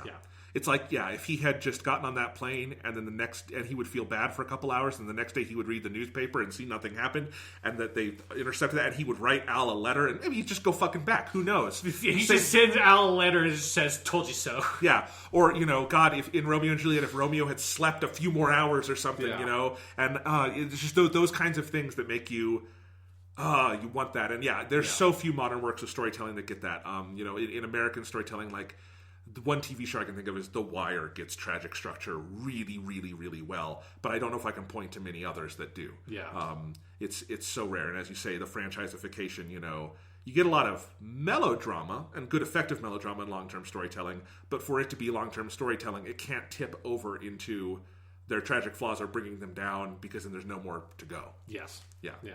So, yeah. And I think the last two scenes after that are really key to me. Yes. Of his last conversation with Chris and the thing that happens at school, with the last scene at school being the hardest twist of the knife to me in the whole thing. And is that final scene at the school that is like, and then the pan, like the slow pan out into space where everything disappears into the infinite emptiness of space, that is like haunting. Yes. Because, it is this... It is like, to me, it is like the genius stroke at War in the Pocket. It's and one of the things that sets it apart from like other like really effective anti-war stories is the sense of it. And this also is another like sort of Nier Automata-esque thing to it. I'm drawn to this sort of story that is like finds this sort of like vague hope, but also understands how like the hope is couched in history, which is, Al, the hope is that Al has changed from this experience such that things could be different the next time around, and like something like this would not happen again because Al has learned from the events of the story. But then at the sort of opening of the school, the commemoration of the school, where they've decided, obviously very intelligently, to not go to remote learning, even though the school is literally fucking destroyed. I don't know how they're having classes. Like, I don't know how we're having classes, but we at least have a school building. I don't know what they're doing with their fucking just demolished school. Because it's like, because the school gets blown up on Christmas Eve, and it's January 1st. Like, give them a fucking bit of more of a break, guys. Like, that's all I'm saying. So the principal is giving his big speech about how we have all lost family and friends and stuff like that, and most of the kids are just bored kids, totally unaffected, not listening to it. And then Al is standing there, and he full on just starts crying. And it's sort of a pickup from an earlier scene where he encounters his friends as they came out of the school after it was destroyed, and he's having this like on the verge of tears, and they think he's crying because the war, or because like he didn't get like some souvenir from the school blowing up and he missed the excitement. Because the other kids have like shells. And yes, they have like empty shells from live rounds and stuff like that. And so they misinterpret him there, and so that's kind of setting up. It's the weird Chekhov's gun, the Chekhov's like ammo on the ground of this sort of final knife twist at the end, which is Al is there. He finally lets that all out, and he's just full on crying. And everybody's like, "What's wrong?" And the one girl that obviously they have like a crush on each other, but they're like 10, so they can't do anything about it. She goes and gets the teacher, and then his friends are like, "Oh, come on, Al, you don't have to cry. It's going to be okay. Another war will start soon enough. Like, don't worry about it. And it'll be bigger and flashier, and we'll get live rounds this time. Yeah, maybe we'll get like something even better." And obviously, also knowing Gundam, those kids are 100% fucking right. Like, yes, like war will happen again. And they're like, it'll be so much cooler. You just have to wait a little bit longer.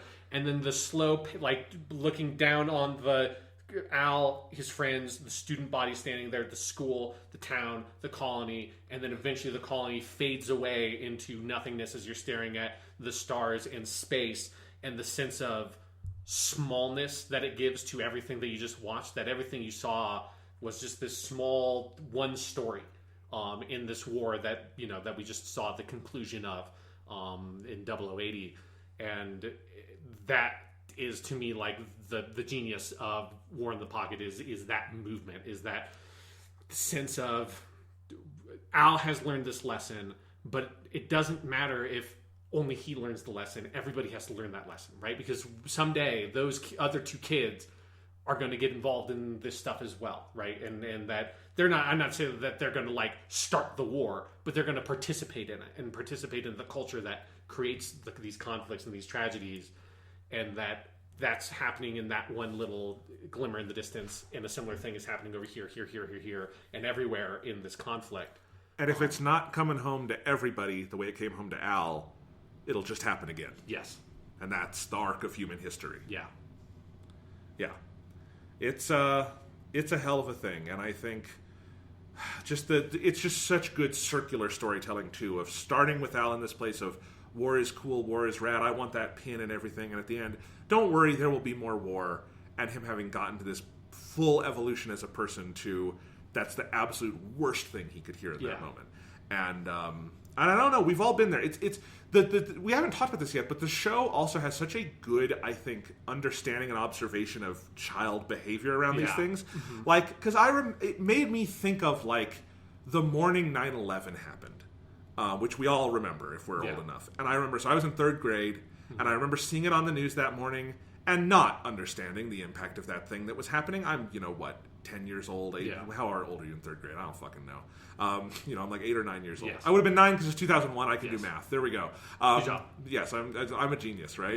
Yeah. No, but I would have been 8 or 9 years old, and I see it on TV, and my parents are freaked out, but they also they're going to work, and they have to get me out the door to go to school. And we go to school, and I remember we're standing out. Back then, you had to like stand outside the door and wait until they opened the door so you could go inside. And I don't really know why we did that, because we were all cold or something, but it was, anyway, it's September. I think it was just like all the classrooms because we went to different elementary schools, but both of them must have been the same. That all the classrooms had like outdoor facing doors. Yes. So we just went through those. So we're all waiting and we're all talking about it, and it's all kids, and none of us know what the fuck's going on. And in retrospect, I remember how callous we probably all were talking about this. Like, oh man, it's crazy that building was going down, all those flames. And like, and you think about like, a plane hit a building, that's crazy, but you don't think about, that plane was full of people, and that building was full of people, and the area around that building was full of people. Like, that's just not a thought you have. And it makes me think like, God, what if there was a kid in there whose like dad was in the military or something though, who probably would have had like a much more visceral emotional reaction to something like that, right? Yeah. And because in every group there's someone like that. And we're... Or that's like the thing that like now, not necessarily around like war, but like it's one of the things that like, and I'm thinking about this as being like a teacher as well, like you have to try to be incredibly like hyper conscious of the ways that different people could have experienced different things, and that something in a novel that we're reading, for example, could be something that to me is totally innocuous, that to someone else who has been abused by someone would like be triggering in some way, or it's like to them it is not just there's this random statement by Holden Caulfield or something that like nobody else would really pay attention to them indicates something much deeper and much more personal, and could in many cases could be much more traumatizing that you have to be aware of. Yeah, I wrote a little essay about that earlier this year. It was on my my blog and the newsletter I was doing about thinking about trigger warnings, as we broadly call them, and like thinking about that more as when I teach film and stuff like that, and that's something I'm evolving and thinking about. And I'm 27, and that's still something I'm learning and thinking about, and this is a long way of saying that's something War in the Pocket also just makes me consider, is like that way. People are touched by things, and that it feels so honest to that element of the human experience, and how we can be oblivious, and how when we learn, context is just so different. Yeah, and it's that sense of like everybody for like different things in their life is both Al in that scene and then also Al's friend. Right? That we are all either the person who is like, for us, this thing is personal and powerful and is like deeply personal and like influential to our lives. For other people, it's like, what are you even talking about? Exactly. Yeah. So a couple other things to talk about with War in the Pocket. Mm-hmm. I think this one has as all Gundam shows do, a great score. Yeah, phenomenal score by Tetsuyo Kashibuchi.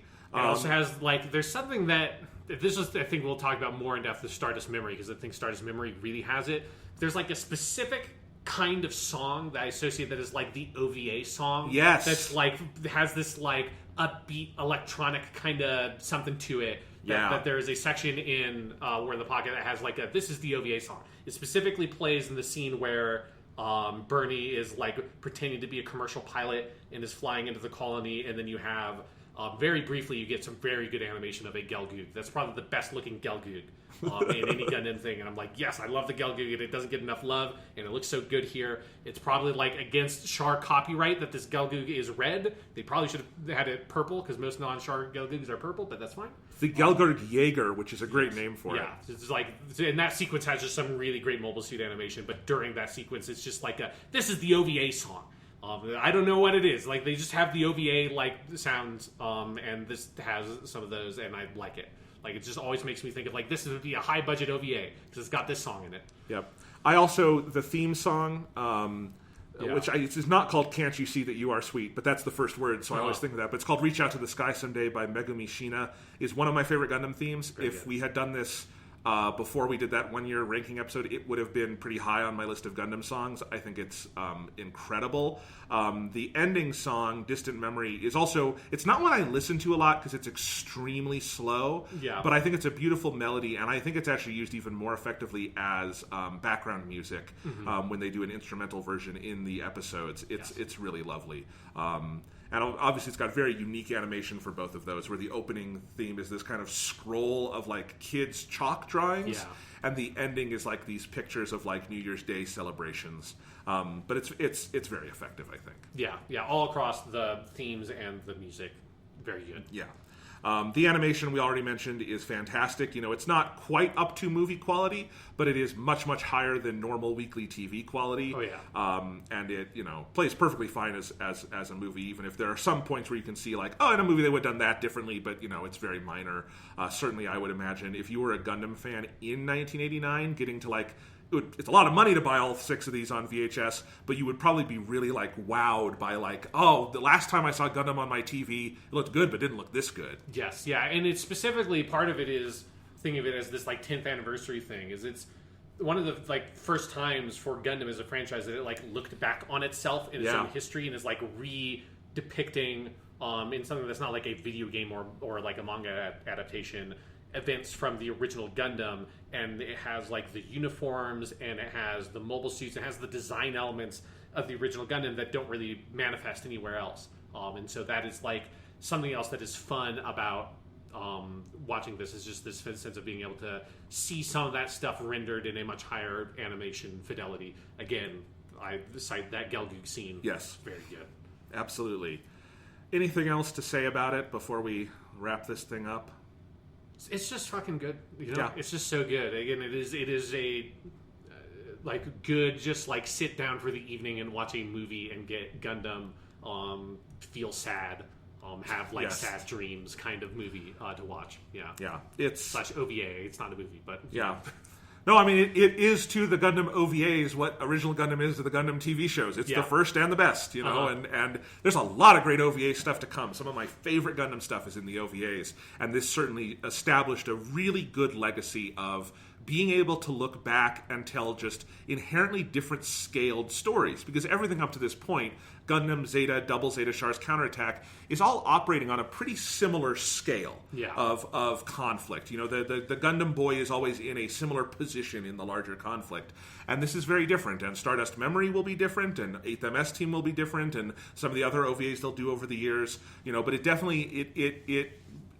definitely establishes that tradition of quality with the OVAs. One of which we've already talked about being Endless Waltz for Gundam Wing, which I think is also, certainly animation-wise, production quality-wise, in that legacy as well for 90s stuff.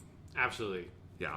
So next time on Weekly Suit Gundam, we get to talk about 0083, Stardust Memory. Yes, that interesting time period in the history of Universal Century Gundam where first Gundam is over, but Zeta Gundam has not yet begun, which is technically what 0083 Stardust Memory is about. We'll see how it serves as a midquel with whatever the fuck that is. And we'll at least get to talk about Akio Utsuka, the hero of space.